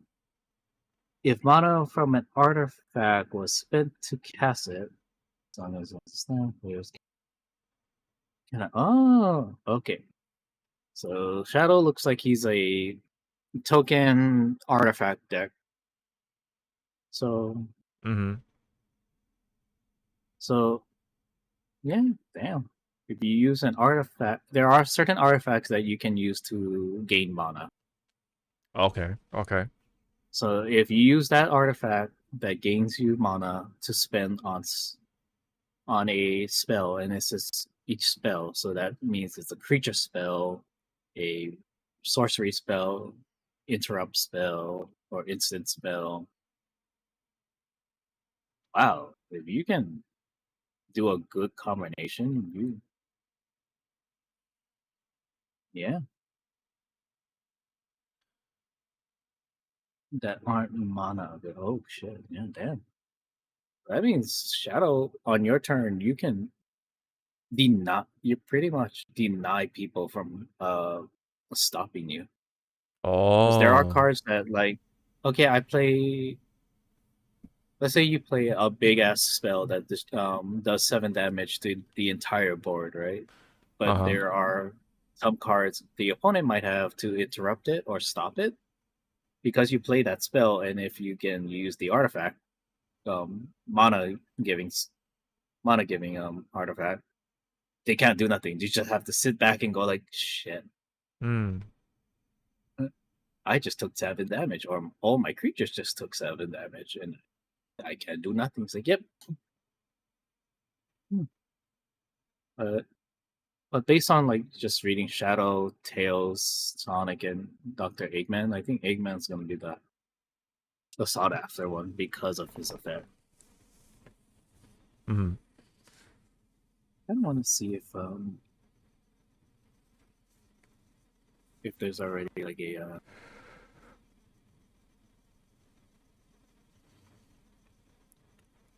So it looks like at least, yeah, Dr. Eggman, Sonic, and Shadow are going to be pretty formidable then. and it's again like, it depends who you want as your commander deck, your commander of the entire deck, and which Mm-hmm. one will be the sub commander. Mm. So like if you have Shadow and Sonic in the same deck, it's like who's gonna be the forefront. Mm-hmm.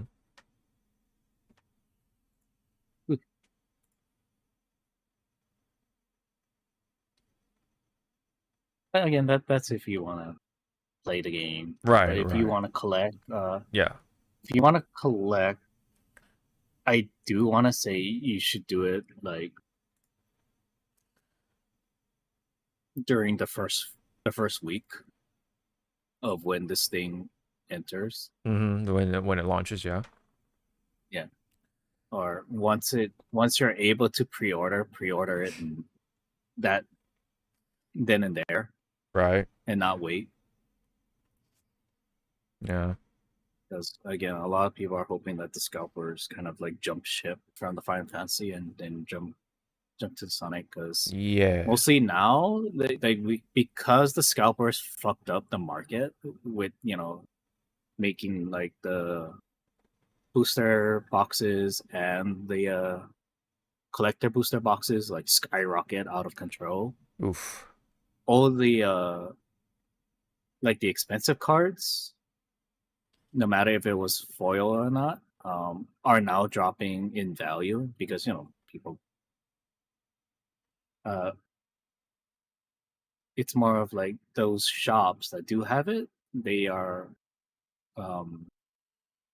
it's either they're getting overrun with people selling the cards to them, so they're pretty much getting overstock and it's just piling, or they just don't have the card anymore and it's just sitting because nobody wants to buy it because of Right. the price is being so hiked up. Right. Like one of my Final Fantasy cards for a good from the beginning of the Final Fantasy release until now, it was sitting at $80. It dropped now to $40. So it Oh. lost half of its stuff. So Oof. for me, it's like I don't care because I was gonna buy her anyways if I didn't pull her. But now that the other card that goes with her dropped in price like significantly, and I don't care if he's foiled or not. He was sitting at 60, 70 at launch, and now he's 30. So he's a foilable for me. And again, I don't care if he's a foil or not. You just want him. But Yeah. again, yeah, I just want him because my end goal for the Final Fantasy set is to collect all of the mono cards, and I don't care if it's foil or not. I just want all of them too because it's a mono. He's a really good artist for the Final Fantasy franchise. Right. On the off season, I probably would want to buy all the Nomura, the Tetsuya Nomura art cards, but I gotta wait till the Sephiroth one it dropped in price because I think he's still in the hundreds. Oof. Not foiled. Not foiled. Wow. Let me go check right. Yeah. Oh, and then side note, I'm reusing TCG Player because they came to an agreement. Hey. All right.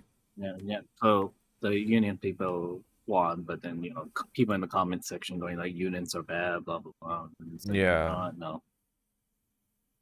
Right. Back on topic, Sephiroth. Yeah, because View has the Nomura card, I believe. It's not a shiny.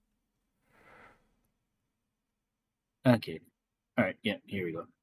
So the Nomura Sephiroth card at launch was, and this is not foil, non-foil, was $95. Oh wow.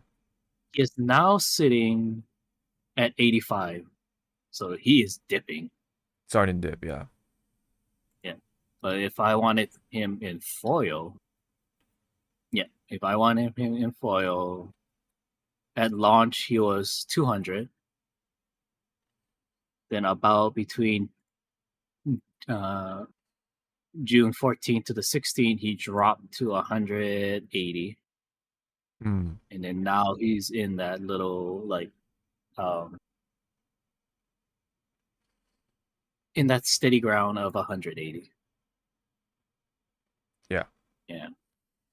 So he's getting affordable if you want it foil, but I'll Mhm. probably just buy him when he, drops a little bit more. A little bit more. Okay. Okay. Cool. I'll try to see if I can get my hands on this stuff. No Let me see the guarantees. secret. Yeah. Man, that's Let me funny. see They if had there's- SpongeBob. Oh yeah, the SpongeBob one was like, um, Was that rough? like from what my friend said, yeah, he was losing his fucking mind when he was trying to Buy. buy it. Oh man.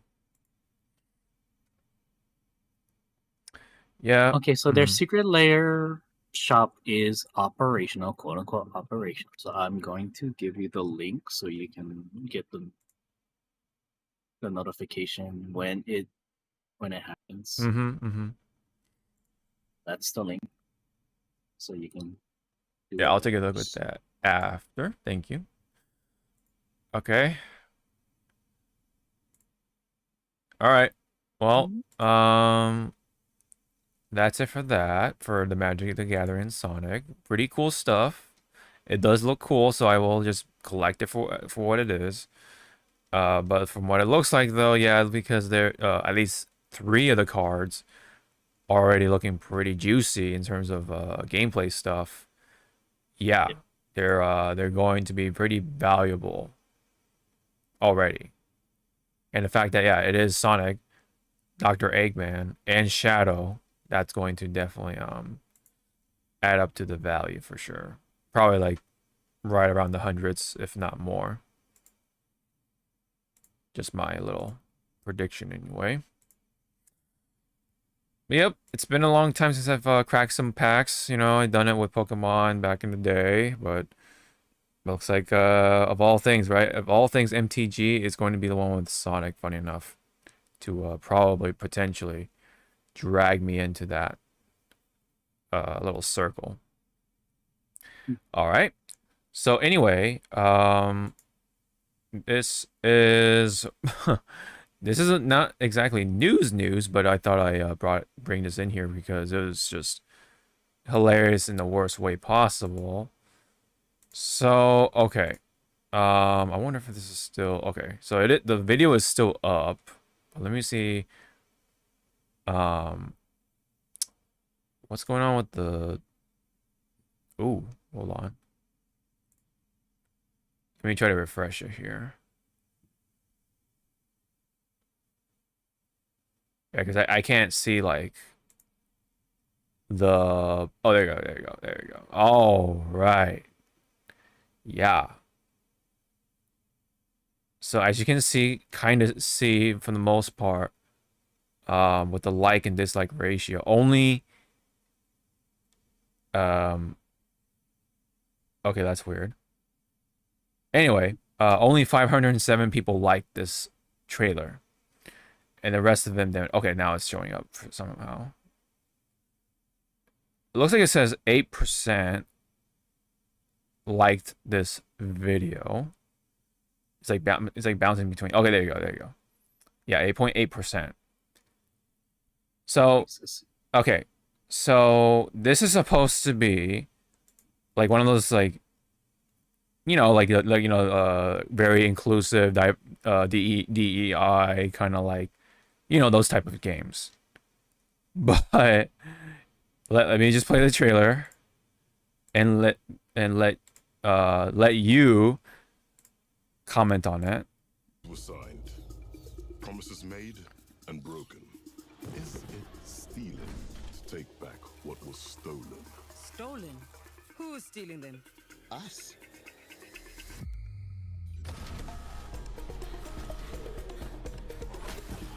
It's time to get out of there. Let me introduce a friend of mine.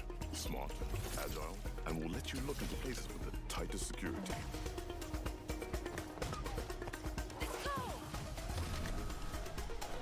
I could probably bench press every one of them. The locksmith strikes again. Hold on. Listen, are you having second thoughts? Nope. Just hoping you won't get me killed. Yeah.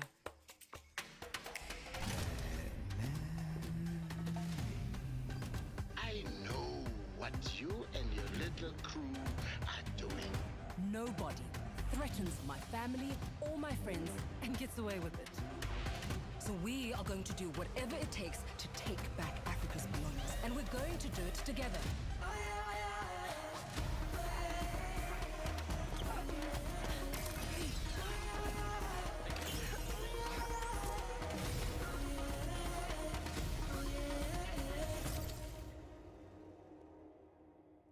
Yeah, so the game is called Relooted for those who are listening.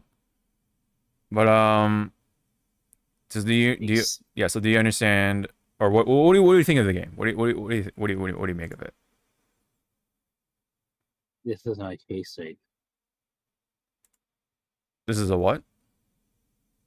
This is my face right now. Did I just watch?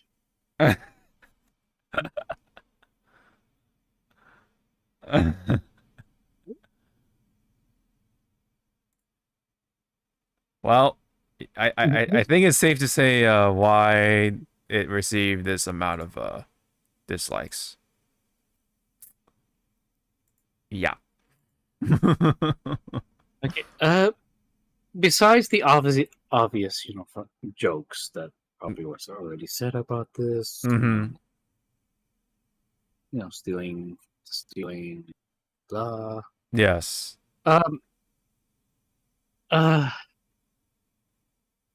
Yeah, you can tell this was an epic games because some of these models look like they got ripped out of Fortnite. It kind of does. It kind of does look like that. I'm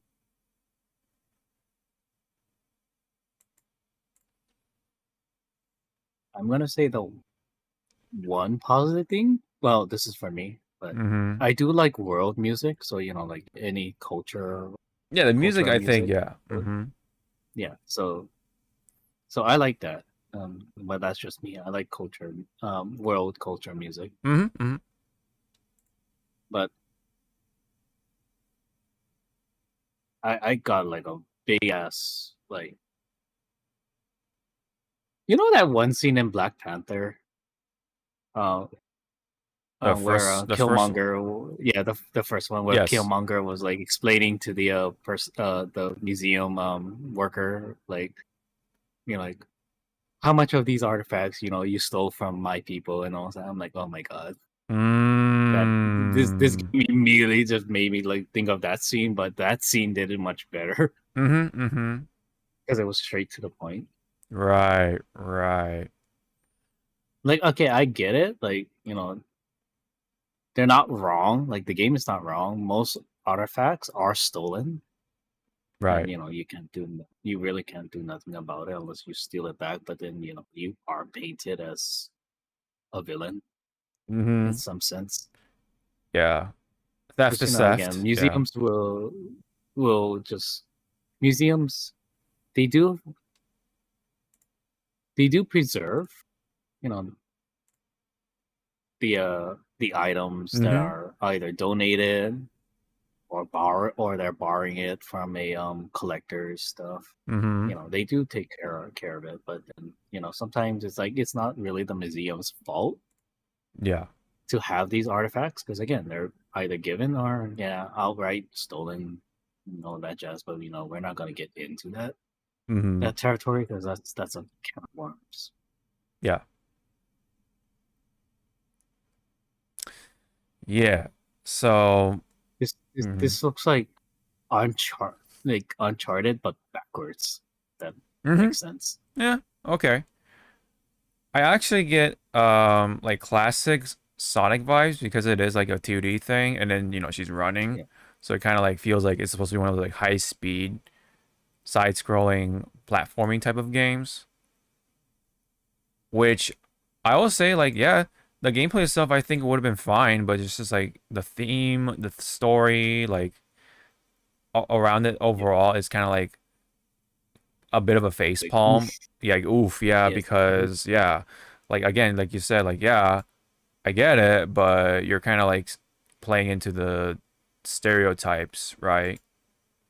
about the black community. So overall, I think this was like a face plant, and that's really saying with the dislike ratio right here, massive dislike ratio. I Um, do want I yeah, do want to like have like a fly on the wall into these board meeting rooms with Epic going like, "Ooh, fucking greenlit it, greenlit this." mm-hmm, And what was their reasoning? right.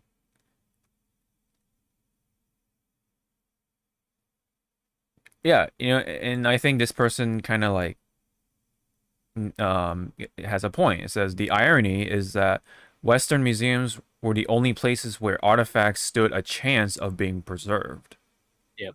Yeah. Right.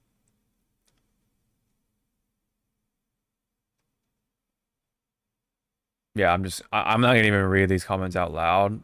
Like, yeah. Like I said when I was giving my thoughts about this, like what jokes have not already been said about this game Mm-hmm. or that not game but the trailer? Like what has been said? Mm-hmm. Yeah. Yeah. A lot of let's just say those kind of comments are the forefront. Prevalent. Yeah, Prevalent, very yes. prevalent. Yeah. Yep. Just thought I put this in here because, especially during the week this was actually announced. It's just like, how do you not think this through? You know what I mean? Like, It's like really? uh-huh. Really? Come on, man. This is like DEI in the most wrong way, you know what I mean? Of course. Of course. Yeah. So yeah, and then I grabbed a clip from Asmongold because his reaction was really hilarious. Relooted, an African future, isn't it Afro-futurist? Heist game where you reclaim real African looted artifacts from Western museums. Wishlist it now. I cannot wait to play this game, and I haven't even seen the trailer yet. Treaties were signed, promises made and broken. Is it stealing to take back what was stolen? Stolen? Who's stealing them? Us? So we are going to do whatever it takes to take back Africa's belongings. And we're going to do it together.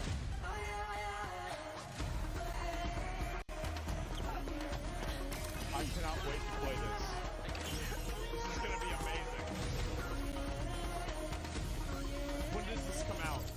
Relooted. Okay, wow. So what do I think about the game? I don't think that there's the audience for this game that they think there is. Right. I just don't think so. I don't see this being commercially viable. Okay, what's exactly the target audience for this? I don't know what they're thinking making games like this, and especially even announcing it. How did you possibly think that announcing a game like this would go well?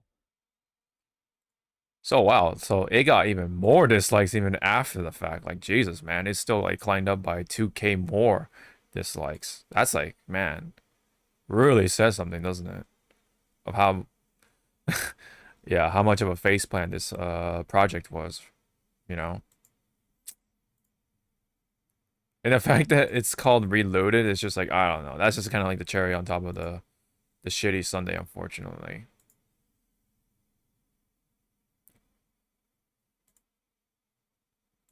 Like, I'm trying to think of like a way to salvage this. You know what I mean? Like, I don't know. Overall, I just don't know. Like, could they just like,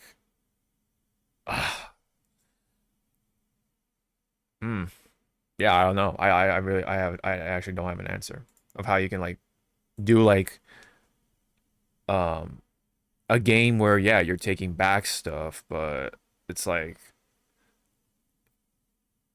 how do you get around that? Because It's like, how do you get around that? Like, it's such a. It's not even fucking shows at this point. It's like landmines at this point. yeah, there's just landmines everywhere. Yeah, it's Like I mm, can see like yeah in another version of or another make of this game like you're stealing it back to get back to whatever culture it was taken from. mm-hmm. I can see it like that. It does not look like it. It looks like this family is just stealing it back so it's in their own personal collection. Man, right. Okay, yeah. And they're just hiding behind like, oh, we stole it back, to preserve, our uh our heritage, Yeah. Now it's starting to like make it seem like yeah, like you're just using it as a shield for your own thing. But yeah. And then like, on top of it too, like the villain too is also seems to be African, right? So it's like I don't know. It really does not work overall. Everything I guess in this game just doesn't work. The premise doesn't work. The fact that certain community being used in this particular story definitely doesn't work. It's everything went wrong in this game. That's why again I say it's a fucking, it's not eggshells, everybody. It's a Mhm. fucking landmine. Like they Yeah. and it's not even like well hidden landmines. It's like you see them and you still It's step on it. you see the red light blinking, but you still like just step on it somehow. Yeah. Yeah, you fucking turn into DD from Texas Lab. Ooh, button, Yeah, kaboom. boosh. Yeah, pretty much.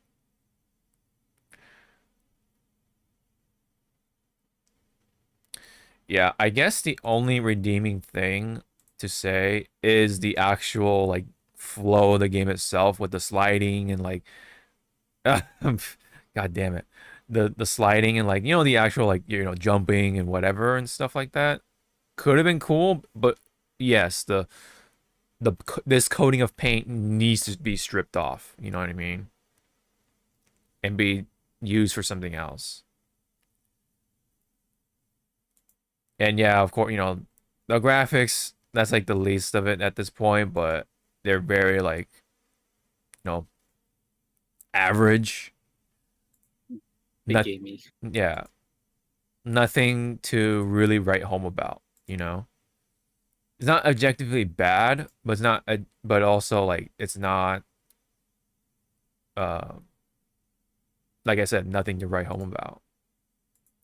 Yeah, this guy is the villain, right? So it's like, at this point, what else could go wrong?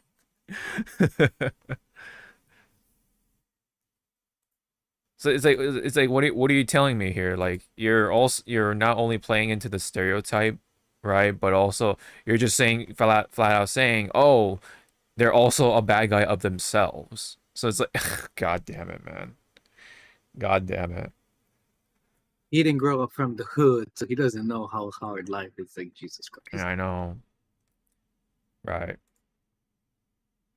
This is like it really adds to the pile of all the like the other sort of like the DEI moments in the gaming industry. Like you know, don't get me wrong. Like when it comes to DEI itself, I don't think it, automatically equates to, being a bad game or bad product, but you can't just do the diverse inclusivity, whatever. You also have to, you know, design a good product. You can't just say, "Oh, we're doing we're morally good." You also have to make the product good, right? So, And yeah. and you have to do the big R called research. Yeah, yeah, yes. You have to put your brain power to it. Oh, what a concept. Right?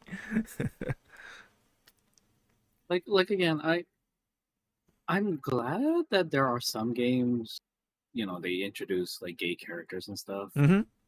But when it's like a little bit too, like you can tell it's a little too forced. It's like Jesus, you can tell you're just doing check marks. I'm gonna bring up Final Fantasy 16. Mm-hmm. Dion, Bahamut's dominant, is a fucking gay character, but we didn't really see it at first until later into the story, and I'm like, oh my god, it's a good way to fucking be a gay character. It's not like, hi daddy, this is my boyfriend. We fucking. No, it's like Dion is fucking like, a general or a leader of his people, of his army. Yeah. He's fucking stressed out of his fucking mind. His boyfriend is actually there to comfort him and going like, hey, remember, you need to just have someone to blow some steam off. I'm here to Yeah. Like, help you during yeah, it. It's yeah. like, oh, I'm like, oh my god, thank you. And then they close the scene with them kissing. It's like, oh, okay. Yeah. It's like, oh, see, that's cute. And you know Lucky what? bitch. Yeah. Yeah, like it's done tastefully, right? Without like, really pushing their face like, oh, they're gay. Like, you know what I mean? Like, yeah, it's not like so much in their face. But then Yeah. my gay ass is like, it's like, wow, you're with you're with the commander of the army. You probably have late night funds. Yes. Do you go a little buck wild sometimes? Mm-hmm. Do you ride the Bahamut or Bahamut rides you? Yeah. Pulls out my journal. This is all for research purposes. Mm-hmm. Do not be scared. Yeah. Right. You bitch. Like a bitch. I was gonna bring up an example that actually does this sort of thing right. It's not a video game, it's a fucking cartoon show that we've watched, and it's called Static Shock. Right? It exemplifies what happens in real life. Of course, it's not just the black community, but yeah, but yes, it does also happen in the black community. And then like it tackled like, maybe remember Richie's dad being like a racist bigot and stuff like that. Hold on, that episode, Mhm. I if I remember correctly, it aired only once and then never again. I think, well, I want to say it aired the fewest times. Let's just say, and during the reruns, but it exists nonetheless. That one, Mhm. and then The school, the other one where, there's a school shooting. Yeah, it's the school shooting. Mm-hmm. What's his name? Richie comes out as gay. Mm-hmm. Like, Jesus Christ! And remember, this is like early 2000. Mm-hmm. Or early mid 2000 like shows. Yeah. When you look back at it, yeah, wow, they actually did this kind of like right, and Mm-hmm. They put thought into it. Yeah, very thoughtful about they it. didn't do check marks. Mm-hmm. Yeah. That I think that is done very tastefully, especially back to the the Richie's dad thing, and then you have Virgil, Static Shock, that's his name, Virgil's dad confronting him about it, but he does it in a very in a more methodical way, not just like, hey, you should fucking change, like, but I know he actually like gave him like good points, like, hey, you keep doing this is the reason why your son is distant from you, because you're an asshole. Yeah, I mean, that's not what he said in the show, but it was pretty much he's like, implying, you're an asshole. yeah, the implication is definitely there though, like, hey, yeah, you could be racist all you want, but that's driving your son away, so how could you just say that your son? Like, how could you feel or say with a full chest? Yeah, how can you? Yeah, how can you just stand there and say like, I know what's good for my son? Yeah, and Bo was like, no, you don't. No, you don't, honey. Sit the fuck down. yeah. See, stuff like that, I think that really deserves all the more praise, right? But then this is the example of like trying to use that, but just subparly, and this is what it happens when you only use if you only kind of like include it, but don't really do much with it. You know what I mean?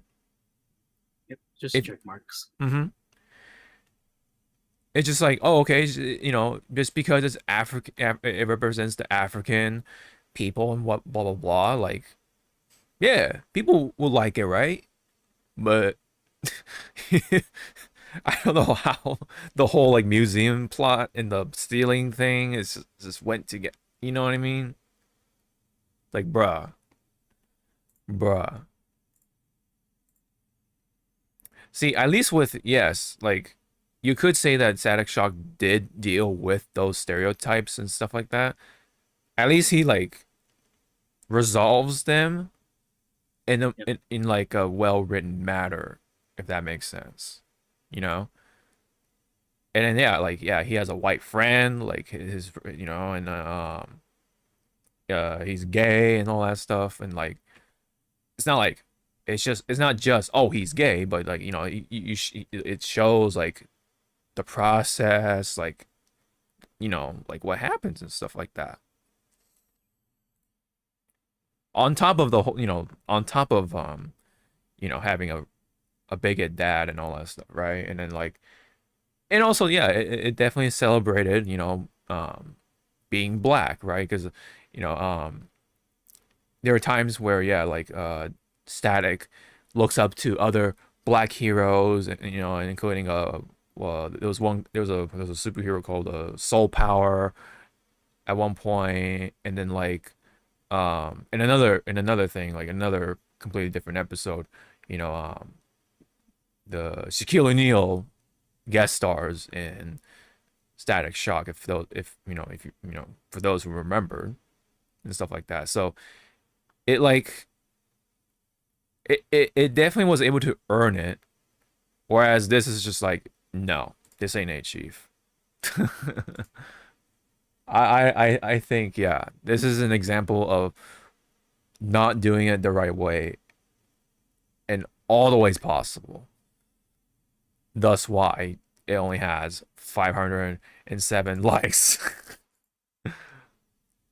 Man.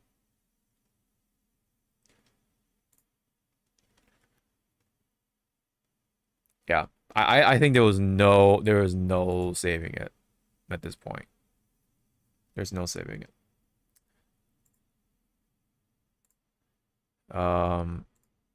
This one, let me see. This tab was okay, never mind. We can ignore that one.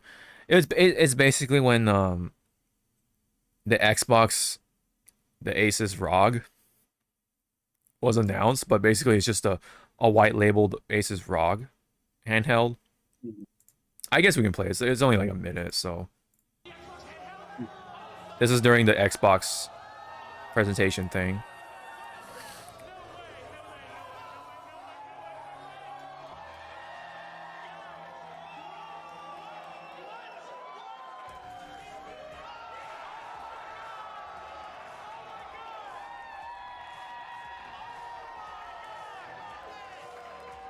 Yeah, because people thought this was going to be like an Xbox handheld, but it's just... Yeah, look at how, like...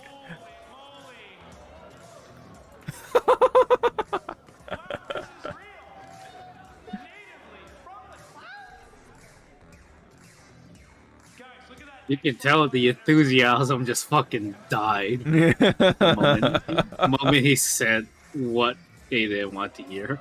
Yeah.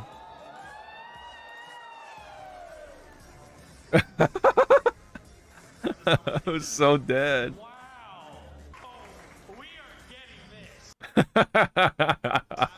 We are getting this. Who's we? Explain. I'm not getting it. Yeah. Right.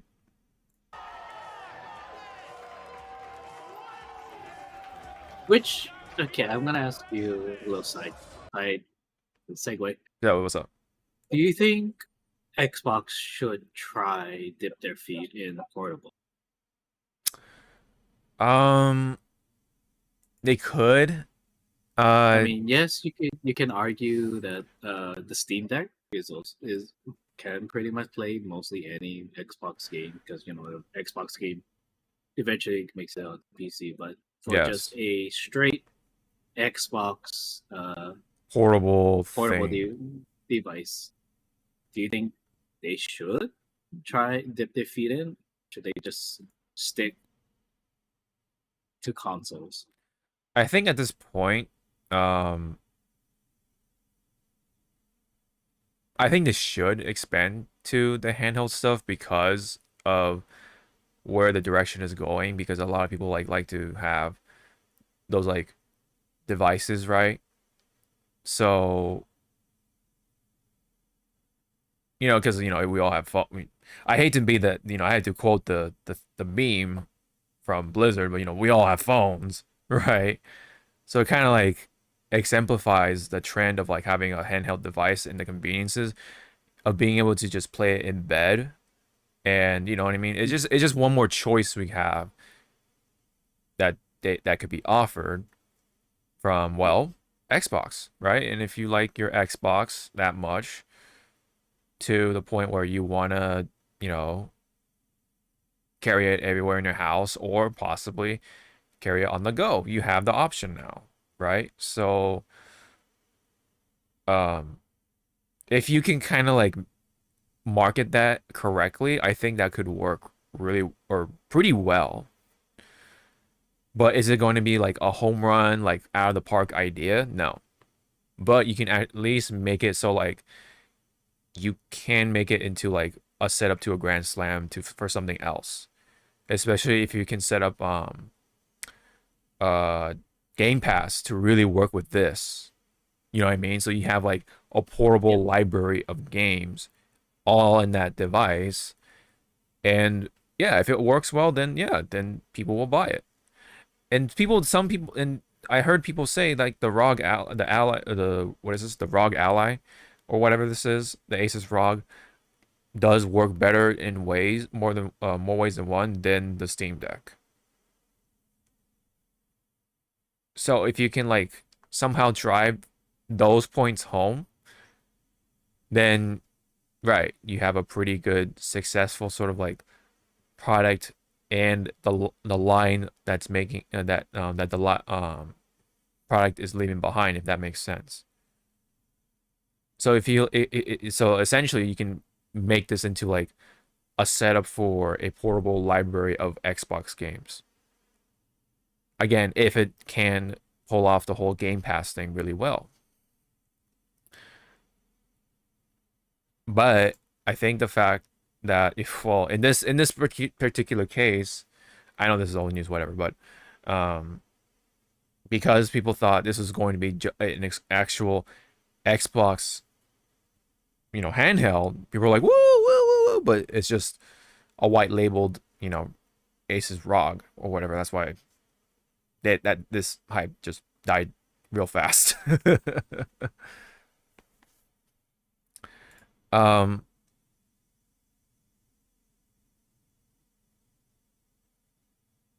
Yeah, I mean, some people were like, "Hey, why was there disappointment? It's that this is Xbox's handheld now, But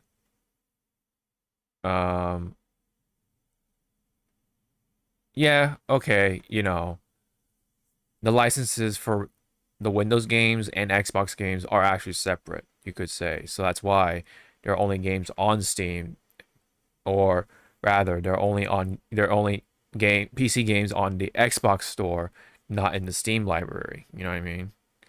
Or the Steam, or that's the Steam store, because yes, Xbox has their hands on it, whatever. Which is why there is still some incentive, a little bit, to have an Xbox, but in comparison to like the Nintendo Switch and the PlayStation, it is far, far few. Smaller incentive, especially nowadays. Which is why I think, yeah, again, this is not going to be a perfect like sort of like home run. They could do the I think they should at this point with the ROG, but you have to really drive the fact that you can play this with the Game Pass thing. I think that's like the number one thing they could do to quote unquote salvage it if it hasn't been released already. Do you feel anything to eject or anything? My disappointment in just seeing this clip. Yeah. Yeah. Yeah. I thought it was just kind of encapsulated like how the majority feels about owning an Xbox in a way. Because yes, there is small incentive in comparison to just get a PC or whatever. And you know what? If you don't have a Steam Deck already, I mean, if you care about Xbox that much, if you are going to get an Xbox, then why not just get this at this point? If you already have a PC, of course, right? What's the point of having an Xbox and a PC? You know what I mean?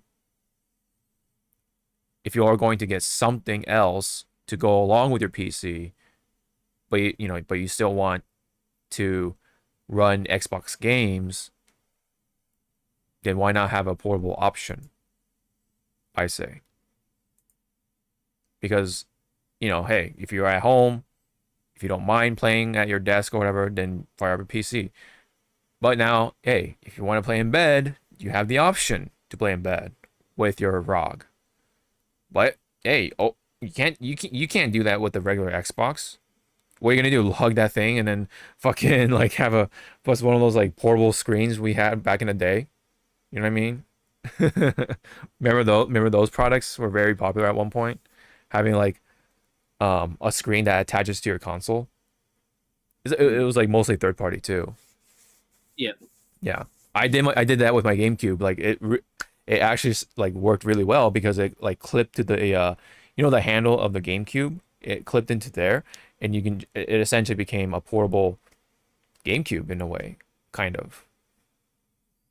Though it didn't have a battery, so that's why. But that's where it falls short. But it was already like one step away from that.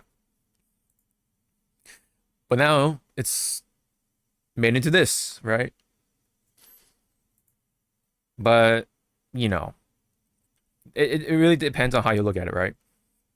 It's just a ROG Ally with the Xbox label and software built into it. Whoop-de-fucking-do. It's the whole like half full versus half empty kind of perspective.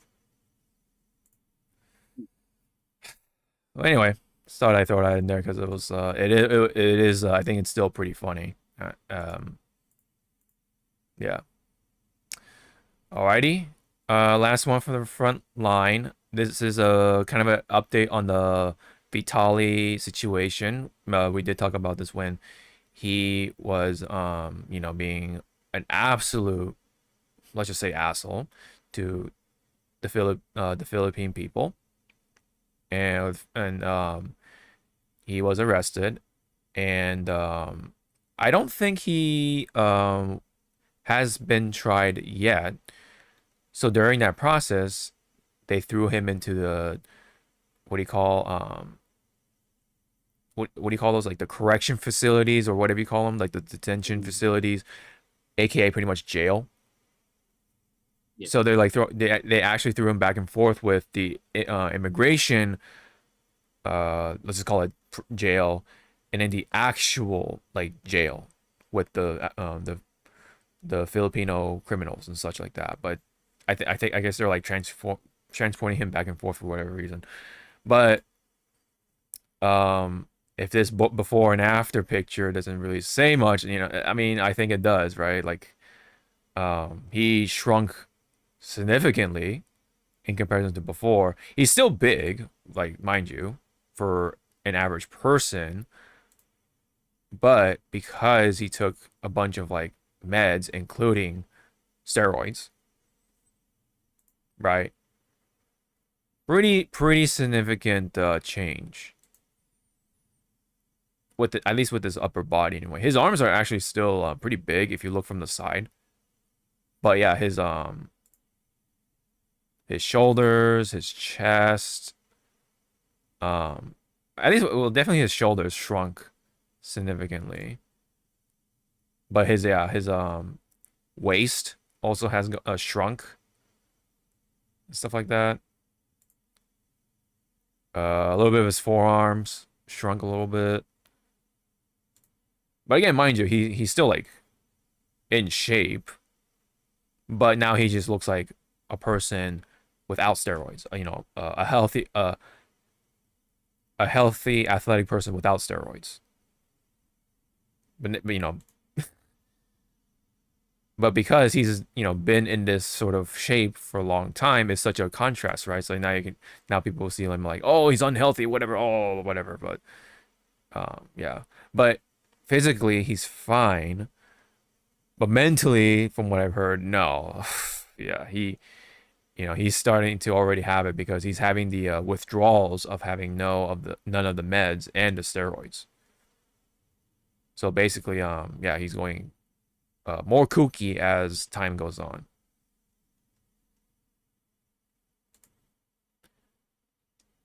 And from what I've heard, there was talk about him being bailed out or whatever, but I don't think it's happening.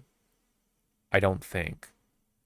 His mom, I think, was trying to get that set up for bail, but yeah, I don't think the Philippines are having any of that. Like they're really trying to like make sure he's behind bars for a good amount of time. So this is still in process, mind you.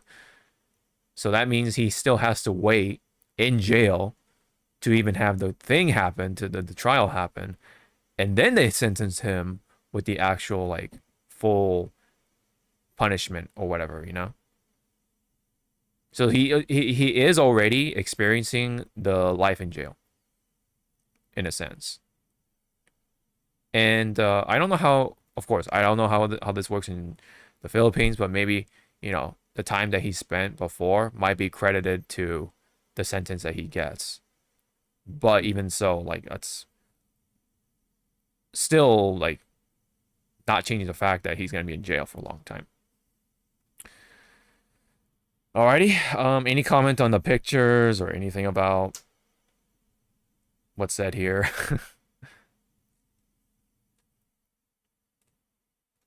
Oh no. Do the crime, do the time, you know. Yeah. If you can't do the time, or if you don't want to do the time, then don't do the crime. As SpongeBob for the best. Or rather, you know, the cops. Okay. Yeah. Okay, you can go. Okay, you can go. Yeah, no, I don't think that part's happening. I do not think. I know, but yeah. But that fucking episode was like, okay, yeah, no. Okay, you can go. It's like, well, wait, what? Yeah. Yeah, no, that episode was great.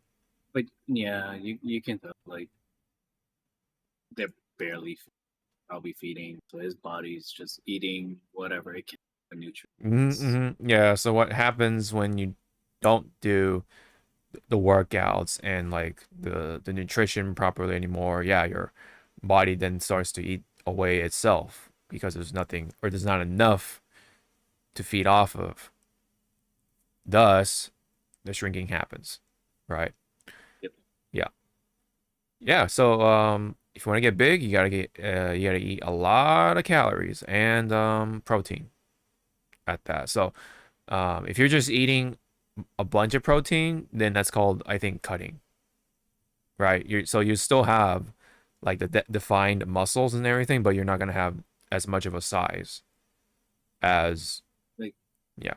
And it's like, I believe also, like, if you just, again, intake too much protein, your body is gonna will be imbalanced as fuck.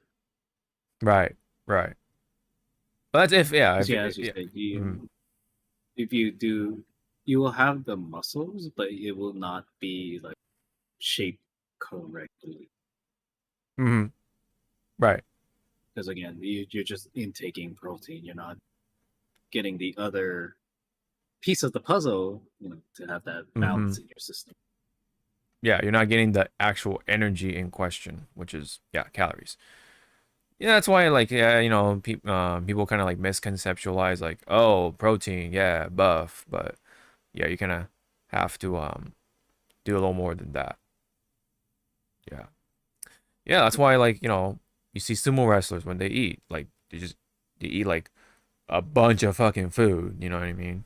It's not just chicken, right? It's chicken plus like rice and veggies, but like a lot of rice, a lot of carbs, because that's energy, right? For the most part.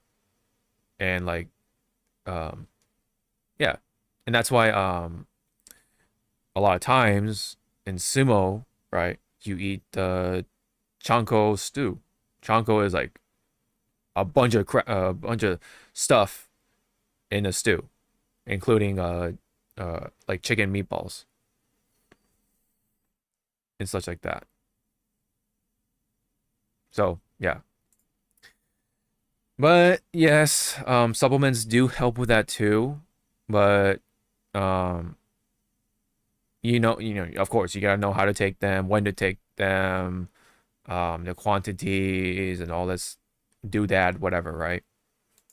And then most importantly, yes, you have to put in the work, right? You have to work out in order for all of this to happen too. So it's all like pieces of the puzzle, so to say. It's not just like, oh, I work out, I get big, No, you have to work out, you gotta eat right, It's all part of the process. You gotta rest. You gotta let your muscles recover, rinse and repeat. Yeah. As someone who partakes in the workouts and stuff like that. And dude, I can't eat a lot. I mean, I do eat quite a bit, but not enough, man. I can't do it. I can't eat like a sumo wrestler, brother. Well, speaking of sumo, Mm-hmm.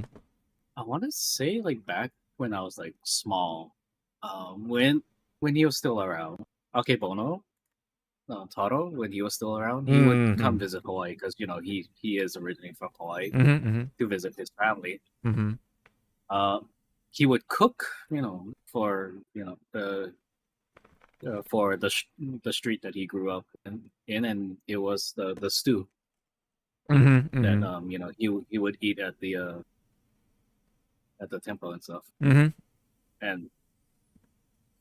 like some people might not like it, some people did like it. And he's like, yeah, this is what I would be eating like mostly every day. Yeah. It's like, wow. Yeah. Good time. Yep. Also, like, now I'm hungry. Oh yeah. Luckily, I had a pork katsu before, so yeah, I'm pretty good. Oh, good for you. I only had. Oh, good for you. I only had like 5 pieces of unagi sushi and a butterfish bento and jasmine tea. Oh, okay, yeah. Oh man, you're starving. You're underfed. Like 10, you're underfed. Yeah, that was at 10 a.m., sir, and I haven't eaten anything since. Oh, okay. So good for you. I've only been sipping on fucking water. I was sipping on Canada Dry Fruit Splash, but now I'm just drinking water. I can't drink Canada Dry anymore. I don't really? know why. I think with the Fruit Splash and the other ginger ale, the one that starts with an S, that I for the life of me cannot pronounce. Oh, that one I'm not too familiar with, unless I look at the can, but yeah, I can't. It starts with an S. It's like scratch. Okay. Yeah, but yes, kind of a late update for the Vitali stuff, or Vitali, whatever, Vitali stuff. So it's still a case of fucking around and finding out. kind of situation. There has been a bit of a rise in the nuisance streaming, unfortunately. But maybe that's just like the news picking up on it more and more. So that's just kind of like riding the wave. But meanwhile, speaking on the nuisance streaming sort of bubble, Johnny Somali, yes, the one who has been a nuisance in South Korea as of current, yeah, is still waiting on his other hearing or whatever, which is taking place in August. But yeah, there's been more stuff happening still, man. He's still fucking around and finding out for sure. And apparently, the Korean police, the South Korean police, are actually themselves are investigating a child sexual harassment case on Johnny Somali. So if they can find the proficient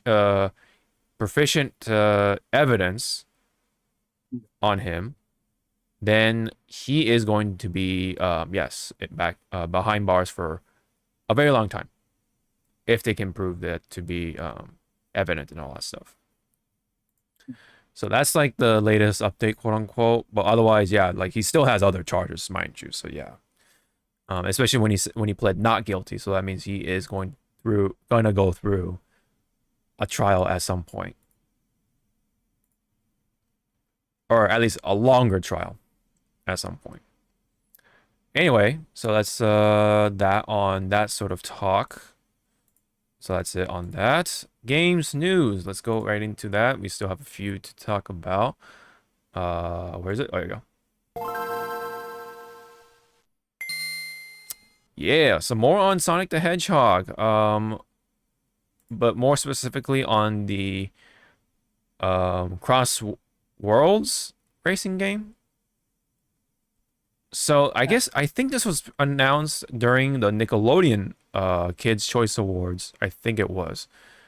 Yes, Jim Carrey was selected or chosen as the best villain or something like that. Because yes, he did play Dr. Eggman or Dr. Robotnik, right? And Crossworlds did announce during this bit that well, this was right after another announcement, but anyway, that Teenage Mutant Ninja Turtles is going to make it into the fray that is racing Crossworlds, along with Avatar. It's just Avatar Legends, but I think this is just like the general Avatar universe. So yeah, I think we can expect to see Aang at least. Right? You pronounce it wrong. It's pronounced Ong. Ong, yeah. Ong. Ong, yeah. Unga bunga. Yeah, I know. How did he screw that up? Like, I know. To this day, I cannot tell you, man. To this day, I cannot. Magic. Yep. Somehow, right? All right. So this was the big announcement. Yes, SpongeBob is in the game.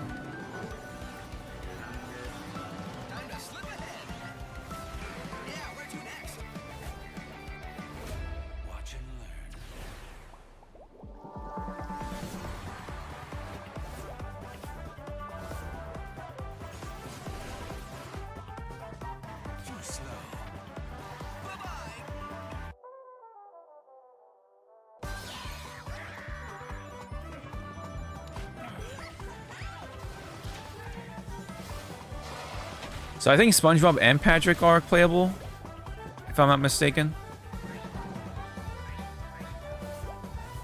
Hey, no, Daddy, yeah.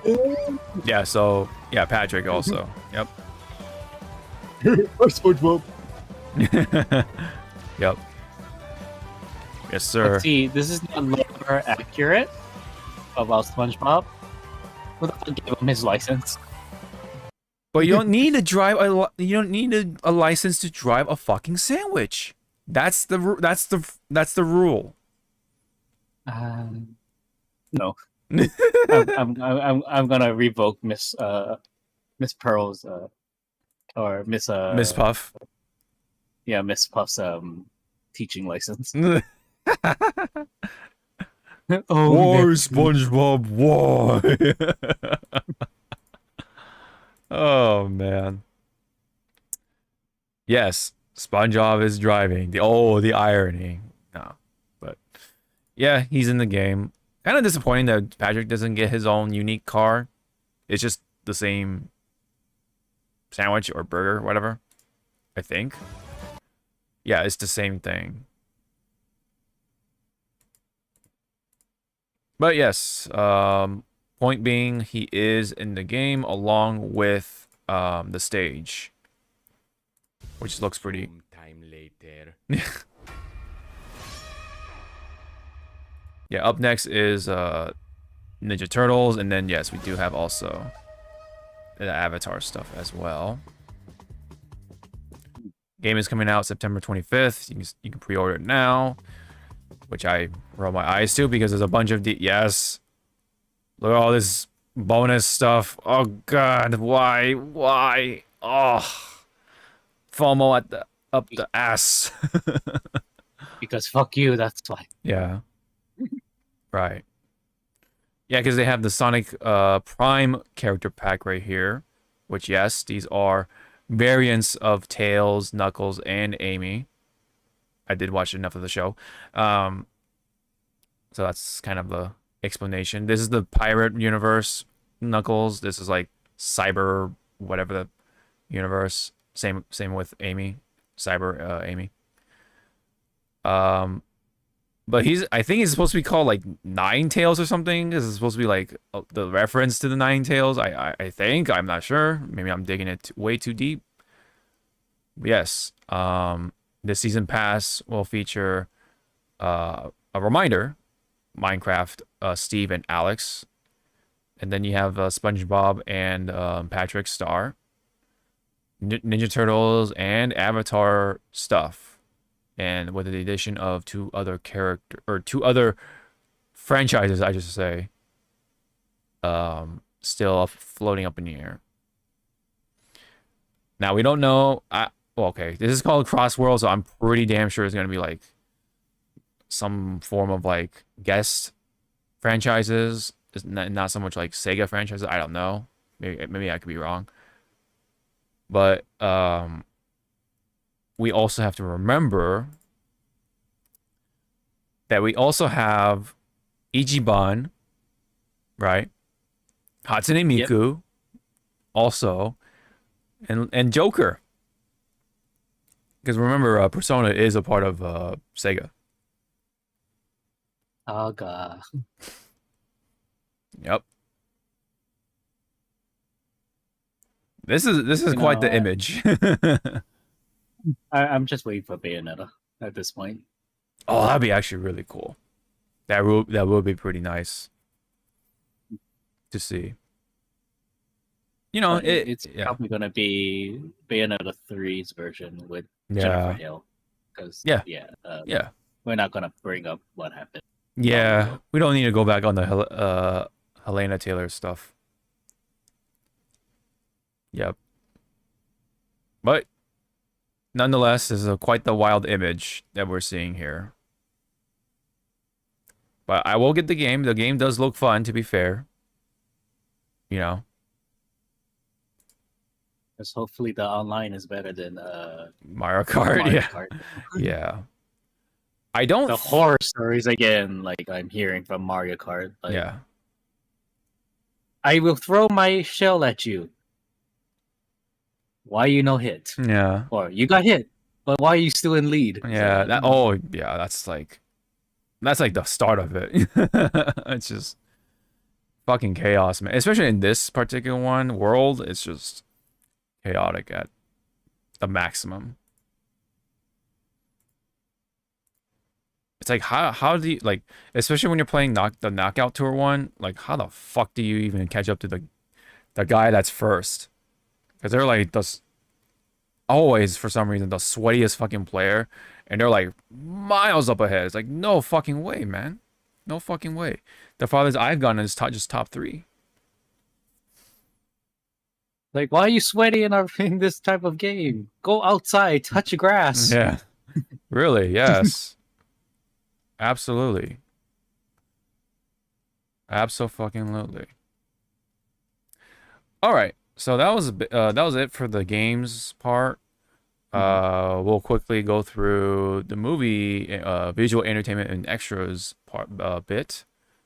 So, oh yeah, little side note relating to Hypecast, we did get the soundboard back, meaning I was able to like allocate my other, what do you call it, the server boost point to here, because I only had one, and then my other one was in you know, Todd and the other guys' Discord server.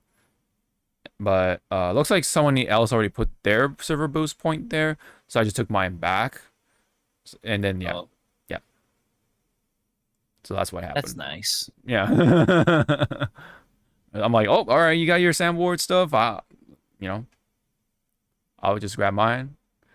So yeah, so now we can bring something like this back. We're sorry. Sorry. Sorry. And then oh, there's two of them for some reason. I need to get rid of one of them.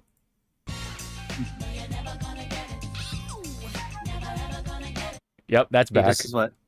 You know what? Fuck it.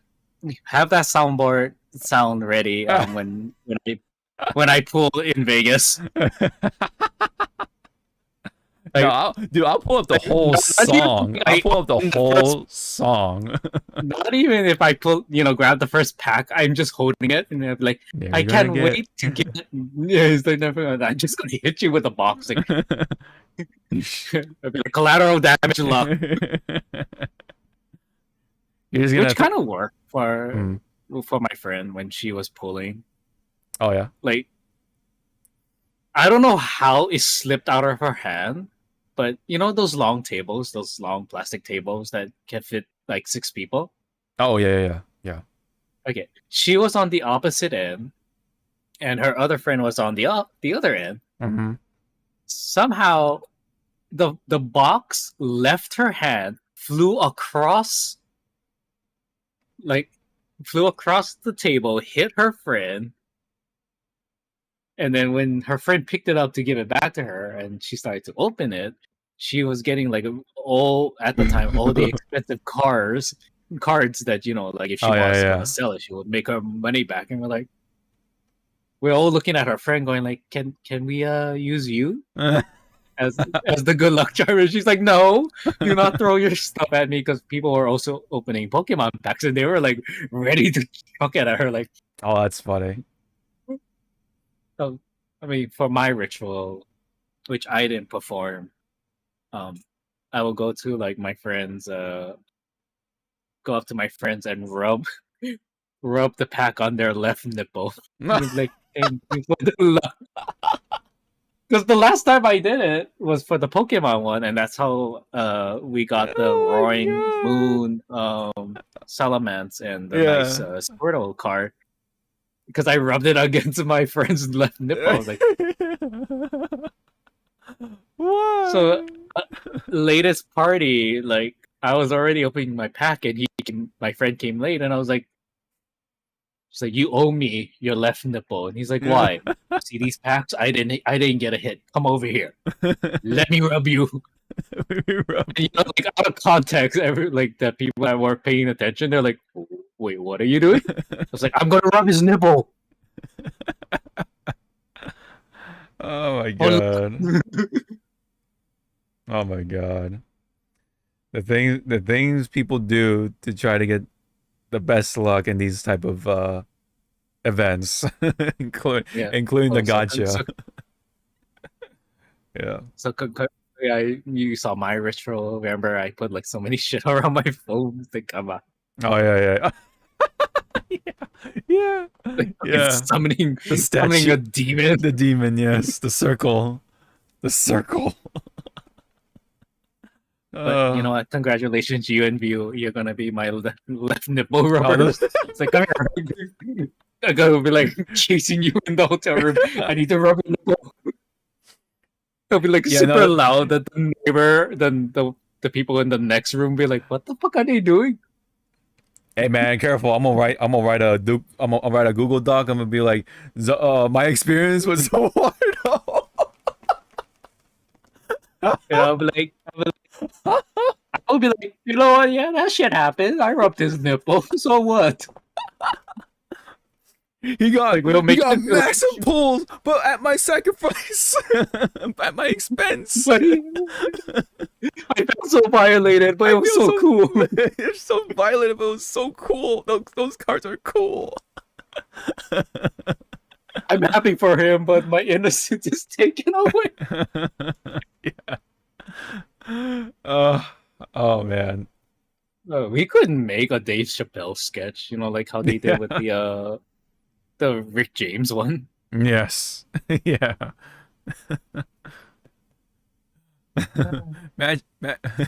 Magic is a hell of a drug. Oh my god. That's just the character is one hell of a drug. I don't remember rubbing Hawk's nipple. Yeah, I rubbed his fucking nipple. What about it?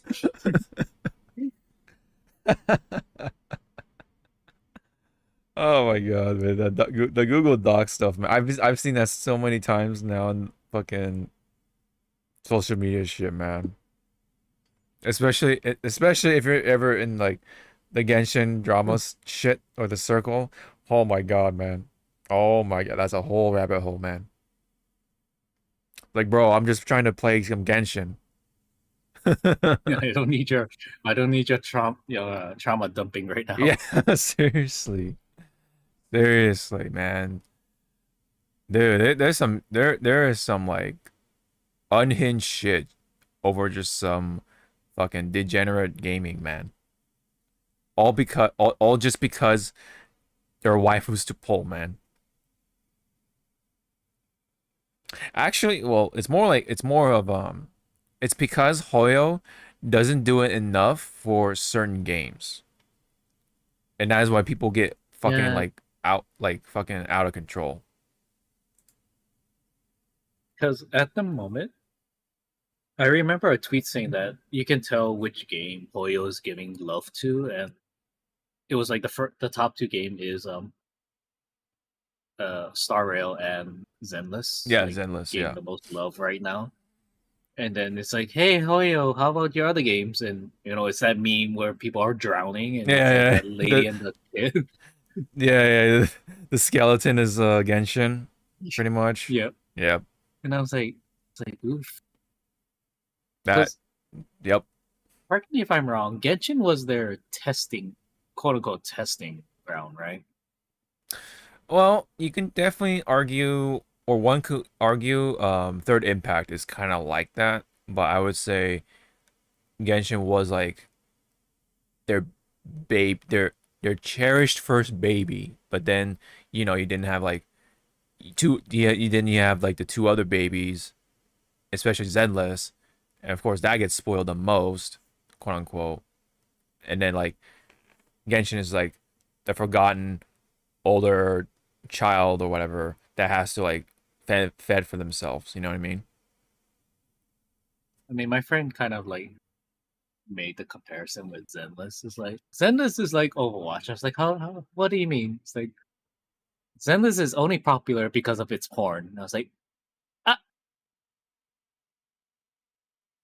you're out of line, but you're not wrong. You can blame the furry community on this, and I'll take some heat for that. Yeah, it's definitely not wrong, but also they're doing everything right with that game because they're buffing the old characters already. They're giving us the end game content, and then like the amount of free pulls that we get in comparison to Genshin. Could they do better? Yes, absolutely. But in comparison to Genshin, dude, it's night and day. Like holy crap! It's night and day. Yes, like all the artifact, the what do you call it? The armor what do you call the equipment pieces, quote unquote, or the drive discs equivalents. Night and day experience, because for whatever reason you know how like you can craft more pieces like the drive discs at the music store. Yep. All the sets are there like day one, right? Especially when the new drive discs come in that gets added to the music store. Genshin, for a reason, they're still like behind on it. Like you're still having these older sets available in the crafting table. You can't craft the new ones. Like, what's the point of that? And then like the material schedule is still there, so you have to wait a certain day to farm certain books and materials. It's so fucking stupid. It's so archaic. When meanwhile, Star Rail and Zenless have been doing the not scheduled fucking material farming. Yep. Shit like that is still gets me fucking tight about Genshin. It's like, what is the point? What is the point of having all these things still? They're just lazy. They're just giving us the minimum. Oh, you got a new character, you got a new waifu to fucking play with, and then new story. That's it. Okay, great. I mean, these two are fine, but what about the rest of it? When Zenless and Star Rail are also gaining the rest of it, and not to mention fucking Star Rail, they're gaining the Fate collab, and it's like a full-on story with that, 2 characters to pull for, like it's the works, right? Genshin just like I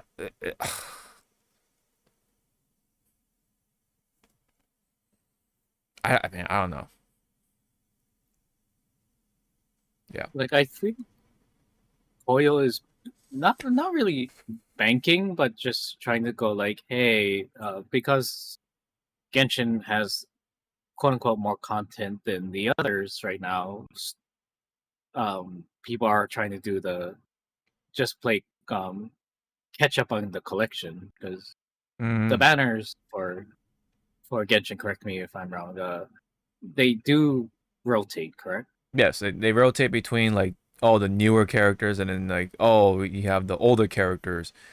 If you haven't, and they bring back like the fan favorite ones and whatnot. Yeah, they kind of have like a really odd random rotation, but they always bring back the Archons and the popular picks, you could say. And then like they even rotate back to the newer characters for some reason, even though there are plenty of other older characters that some people may want to pull for, you know. Yep. For like either to use or collection, right? No, for collection sake, yeah. Right. And there are go ahead. For Genshin, is he still good? The Earth guy? Zhongli. Zhongli is or did he already drop down a tier? He dropped down, I would say drop down half a tier, I would say, because there's actually the thing is that this is gonna be kind of sad, but his shield apparently gets outclassed by a 4-star character who also has a shield in their kit, but you have to at least get 2 more copies of that 4-star character. So you have to unlock to C2, in other words, to unlock a more beefy shield for that 4-star unit. But once you get that, apparently it's better than Zhongli's. But Zhongli still has the elemental resistance shred, so he still like has a place, but not as much nowadays. And especially with the new characters right now, with the Natlan stuff, they're like, the new hottest thing. So there's just kind of like no little reason to have him to take up a slot when you have all these other Natlan characters coming into play. And then like we just had someone named Skirk, who is like, literally out of this world, because she like jumps from world to world in a way, and so she is like essentially the most powerful character yet, lore wise. But not only that, she's still like pretty good in the game, like in gameplay wise. But nonetheless, she does a lot of damage. So there's that. Plus, she just had a support unit to go with her. You know, so it again really like adds little or takes away the incentive to pull in Zhongli to take up a slot. Go figure.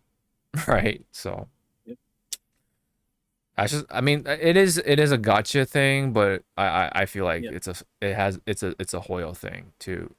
The way they do it is so Hoyo. It's it kind of hurts. Especially like someone like your boyfriend, right? Pulled for C6 Zhongli. That's 7 copies. That's 7 copies of Zhongli. Only for him to be outclassed, his main kit to be outclassed by a potentially a 4-star character. It's crazy. It's absolutely crazy. But yes, granted, C6 Zhongli, he becomes a healer. Yes, whatever. But that it's still adding to the fact that you have to get so much just to one up a 4-star character in a way. It's ridiculous. Yeah. So, and meanwhile, Alan just got buffed, and then in Star Rail, we're getting 4 old characters getting buffed, and from what I've heard, they're actually viable again. Crazy, absolutely crazy. And then Genshin, they're doing fuck all when it comes to buffing their characters. The only instance of buffing was Zhongli because enough Chinese people were complaining back in the day. But nowadays, I don't know. I guess enough people or not enough people in China are not complaining about the older characters, or they just don't care because, well, why? Because, why do that when we can just add a character and do a little bit of story and that's it. They're just doing the minimum. Either that or it fell onto deaf ears and Yeah. it's pretty much I thought deaf ears, just doing the minimum priority. Mm-hmm. I was gonna say priority also was a factor. Like they don't see, like they see Genshin, but it's not like I'm gonna haul ass for it. It's like because it's still bringing in the money. It's still one of the top gacha games. Yep. Right, like, and then if you look at like the overall performing gacha, I guarantee you Genshin is up there because it just made that much money. It's they have that sort of like that privilege sort of syndrome, top privilege syndrome. And because of that, they're just like, why do all this stuff when, again, do the minimum, still makes us money. Yep. Oh well, it is what it is, man. But meanwhile, it's funny because like Star Rail and ZZZ, they're not necessarily the top game, but they're still making quite a bit of money. But they're getting all the quality of life updates, man. Fucking insane. Absolutely insane. Oh yeah. So it's big old sidetrack. Close it off. Yeah, let's close it off with some Transformers, shall we? So there are 5 projects in development apparently for Transformers. So Josh Cooley is set to direct a live-action film of whatever for Transformers. There is a Transformers and G.I. Joe crossover in the mix. Yep, that was from one of the Transformers. That was kind of like the big hint at the end. It was so HFX. No, it wasn't HFX.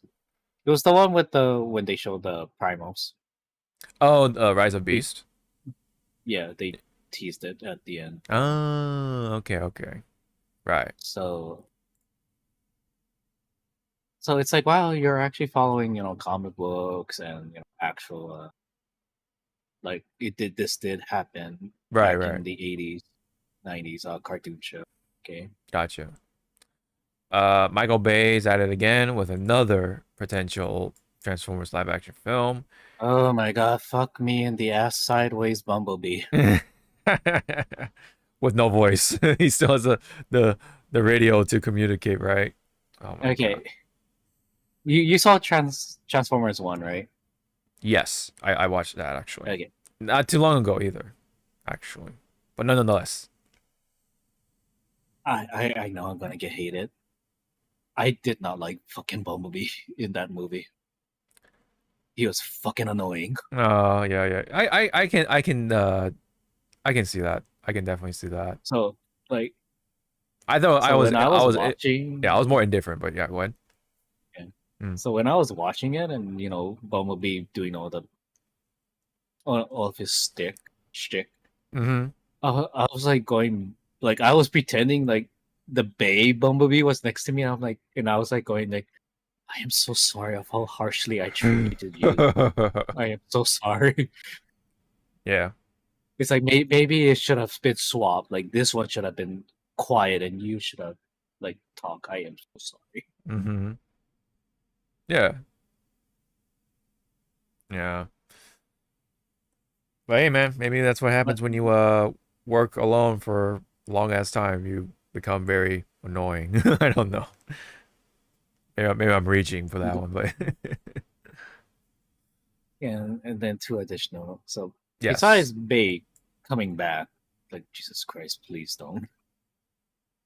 Right. Two additional projects are in the early stages. I wanna say it's another probably animated series, or cartoon. Yeah, Hopefully. cartoon. Yeah. It because I believe the last was it Prime? I don't think it was Transformers Prime, but it was part of that series. That was the last time like Transformers was breathing. So I want to say it's probably another TV show. Hopefully a good one like Prime. Like Prime is actually a really good Transformers show. I have not watched all of it, but I have watched I want to say it was first 2 seasons or 1. And yeah, no, I definitely agree on that. It's actually pretty damn good for what it is. So Man, yeah. In my eyes, like if they want like OG people or OG fans of Transformers. Yeah. See, Josh Cooley live action film. I wanna say he might be doing the War for Cybertron games. Like that's my fucking like dream, is because those games are like the stories is good. Yeah. I remember watching the Let's Plays. But another like wishful thinking of like making a movie or probably a series. Yeah. Is make a prequel of Bumblebee. Because we saw how Generation 1 Transformers looked in that movie. For that brief 10 minutes of that movie, I was happy as a fucking clam. I was like, holy shit. Yeah. So maybe make a prequel Yeah, for that Bumblebee movie. Yes. But it has to be the G1 Transformers to match it up, because holy shit, I was like, oh look, it's my boy, it's Soundwave. Oh look, it's his boyfriend Shockwave. Yeah. Yep. Yeah, it's a shame that what do you call it, the plans for Transformers 1 to be like, a whole line is likely canceled though, because it didn't perform as well. It's really a shame, because it actually was a pretty solid movie for what it is. It was a solid movie, yes. Like again, besides Bumblebee being fucking annoying to me, Right. all the others were, the entire cast was good. Like, Mm-hmm. and also the story. Like, it wasn't rushed. Megatron's uprise wasn't rushed. You can see it building up Mm-hmm. in every scene. Yeah, yeah, yeah. And when he finally snapped, it was like, there he is. Yep. Yep. The stuff with Sentinel Prime. Now I get the meme of like that one screenshot when Megatron did the thing to Sentinel Prime. Yeah. Now I get it. Now I get the meme. No, man. I understood Yeah. that reference. Yep. Now I understood that reference. No, man. It's really a shame though, because just because not enough people watched it. Because yeah, the fucking marketing for that shit was horrible. It was like missed opportunity. Missed opportunity.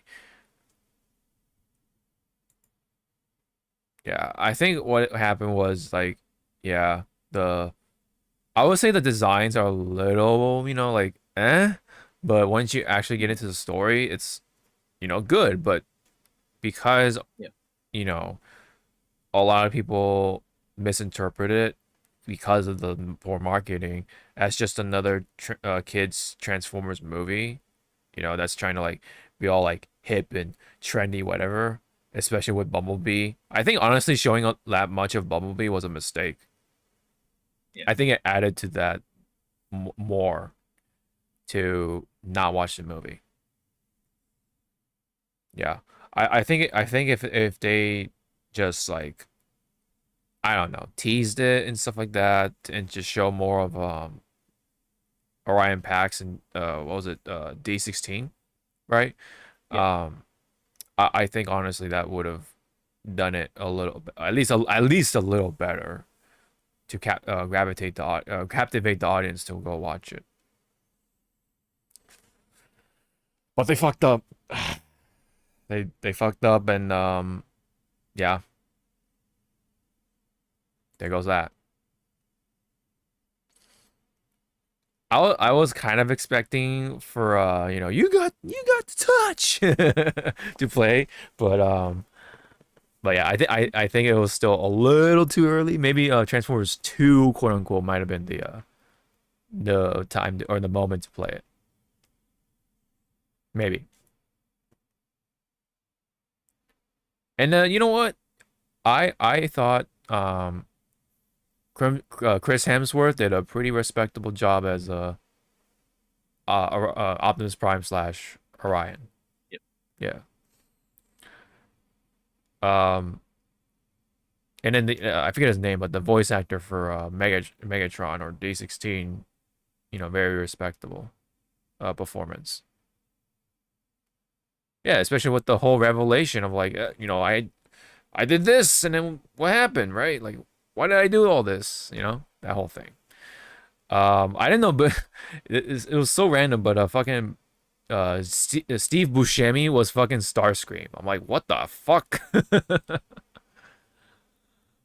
What the hell? Man. Movie explain. Right. It was interesting to how they implemented the Starscream and the rest of the boys. Like, yeah, they're like the High Guard and everything, blah blah blah. Like, okay, wow. But it's still kind of weird to see how Starscream became like, oh, Megatron, well, yeah, like, yeah, a bitch, yeah, basically, a Megatron simp, the biggest simp. Lord Megatron, I will be everything you want. I want you dead. Okay, except for that. Yep.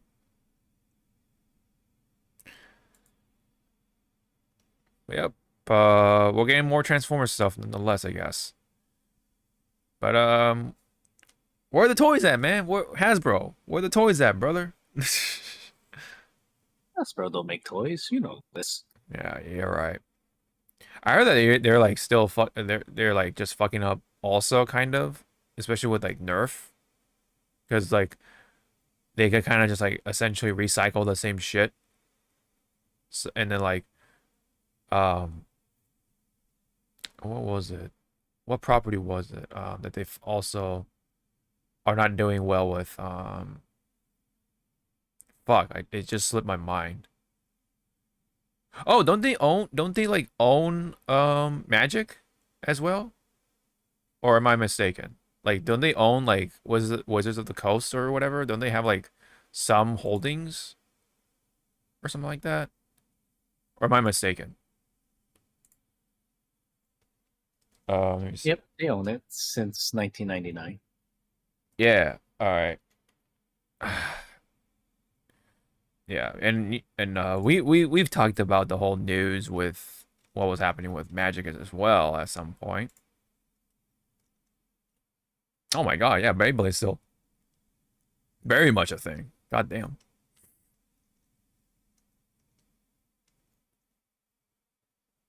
They do still make them, or they do make toys. It's just not. Okay. Oh, I think these are just the old ones. Yeah. There's like it's like yeah. I think though, Transformers 1 could have been the next thing when it comes to the toys, but because it didn't do well enough, that didn't happen. Oh my god, remember this? Red Alert? Oh my god, this is from Armada. Wow.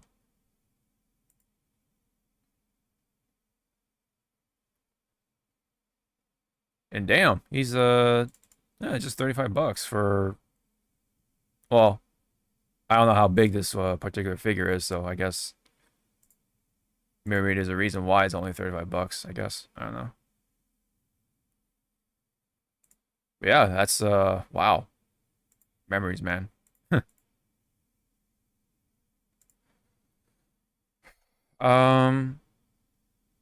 Yeah, that's essentially that bit for Transformers. So all right, it's chugging along.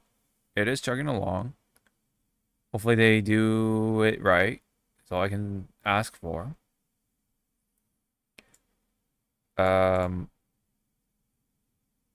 Well, especially with the G.I. Joe stuff. I wonder if the G.I. Joe is going to be like the same one from the last big movie series. Are they going to grab those actors back, or I wonder if it's just going to be like a brand new G.I. Joe casting.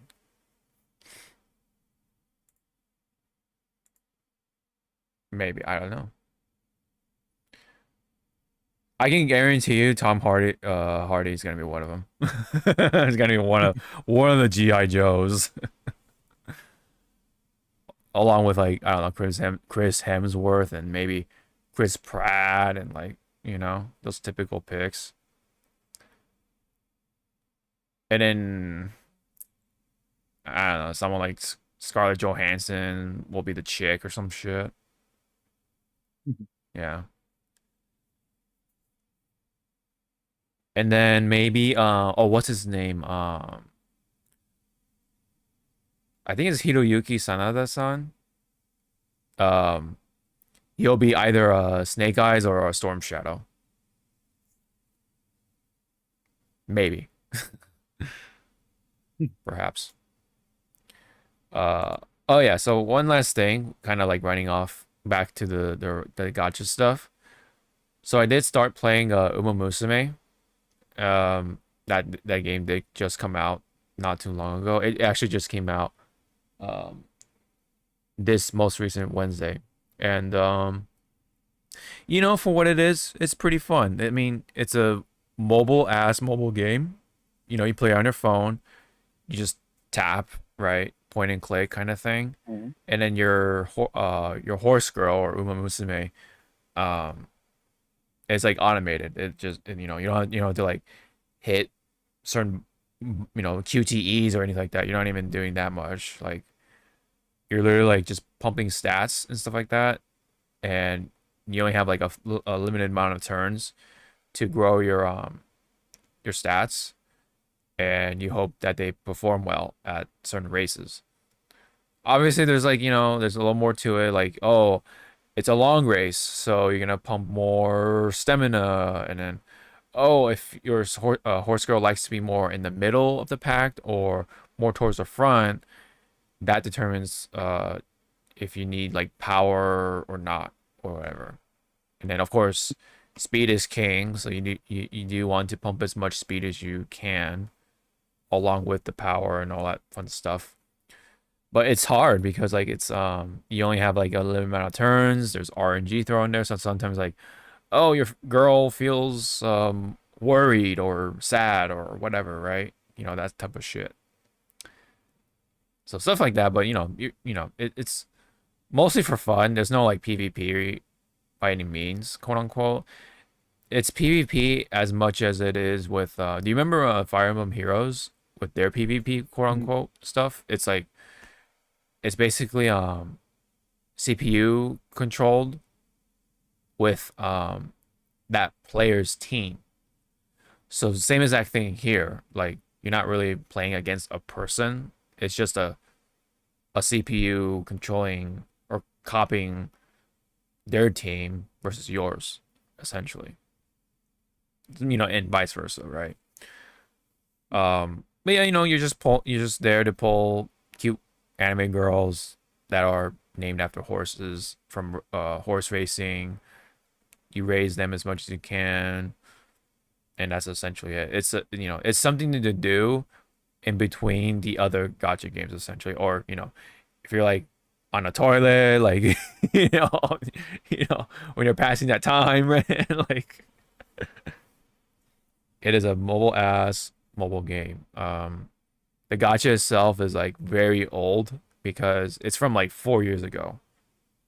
So you kind of imagine how that goes. And it is from side games, which means it's kind of like similar with whatchamacallit? Granblue. So yes, there technically is a pity system, but it's not. It's definitely not the same because like I've already pulled like 2 of the standard characters, but I haven't gotten a single of the banner character, right? Yeah, stuff like that. But if you summon enough, it gives you the currency from the summons to essentially buy a copy of that banner character of the time. So that's their pity system essentially. Epic 7 actually does the same exact thing for those who play that one. Same exact thing. And I believe, right, each banner will reset that said currency, I think, if I'm not mistaken. You could technically do the same thing with Granblue, because it has a pity system, quote unquote, with the stones. Every time you pull, you get more stones. And then if you gather 300 stones, you can buy that banner character. But once that banner is over, those stones pretty much die out or expire, and you can't use it anymore. So you can use those dead stones to buy other like materials for the rest of your characters, essentially. But yeah, that's kind of how it goes in those types of gacha games. Yeah, that's pretty much it on that. It does play pretty well on Steam, and I do also have it on my phone. And the linking, the linking with the accounts is not hard at all. It's very straightforward. So, that's where I'm at. I'm kind of like playing now 3.5 gacha games, but I'm definitely not taking Uma Musume that seriously. Like, I'll only put in money when there's like guaranteed banners. They have guaranteed banners like FGO. So there's that too. So that's essentially it for me. I mean, is there anything else you wanted to add in before we sign off? Yep. Except for good luck on your what's it called? Camping Oh. for your Sonic cards. Yeah. Yeah. That'll be in 3 weeks too, right? So. Yep. Yeah. I don't know. I mean, it's spilled milk. If I miss it, it's like, I think I'll eventually get them, but Yeah. it is a bit tricky because it's right around the corner of Evo, so I have to like kind of like finagle my way. Finagle, or just maybe take the chance at one of the card shops that we might visit.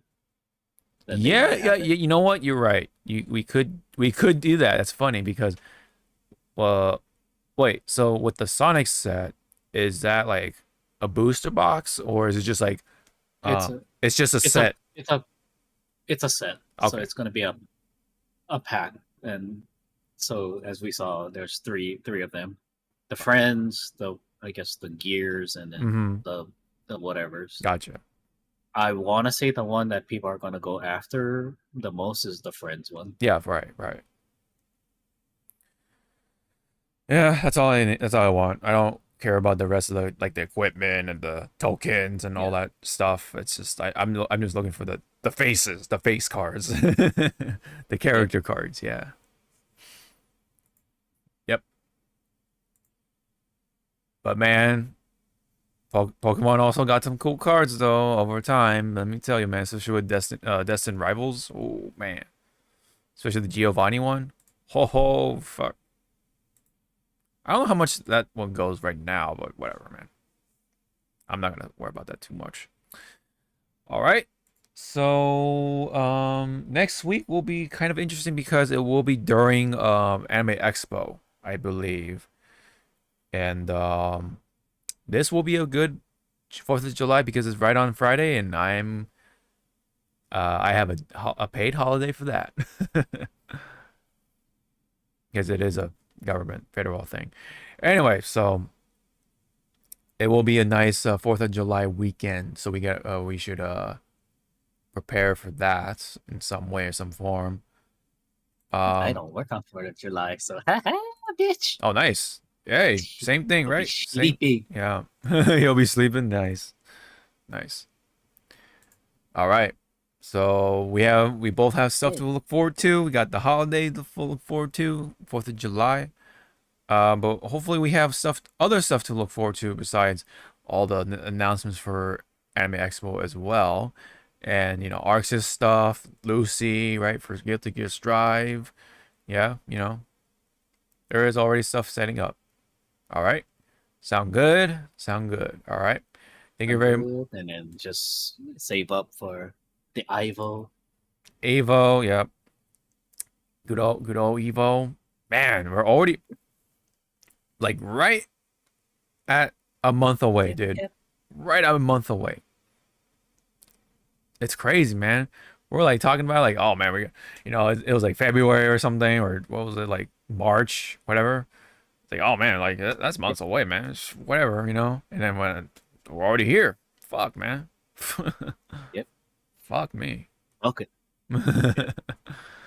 I still have to like get my bus ticket, all that shit, but yeah, we'll make it happen, Cam. Yep. The boost. Let's make it happy, cat. Yep. Yes, sir. All right. Thank you very much, and we hope to see you all in next one. Bye. Yeah, we got that back too. Yeah, it is.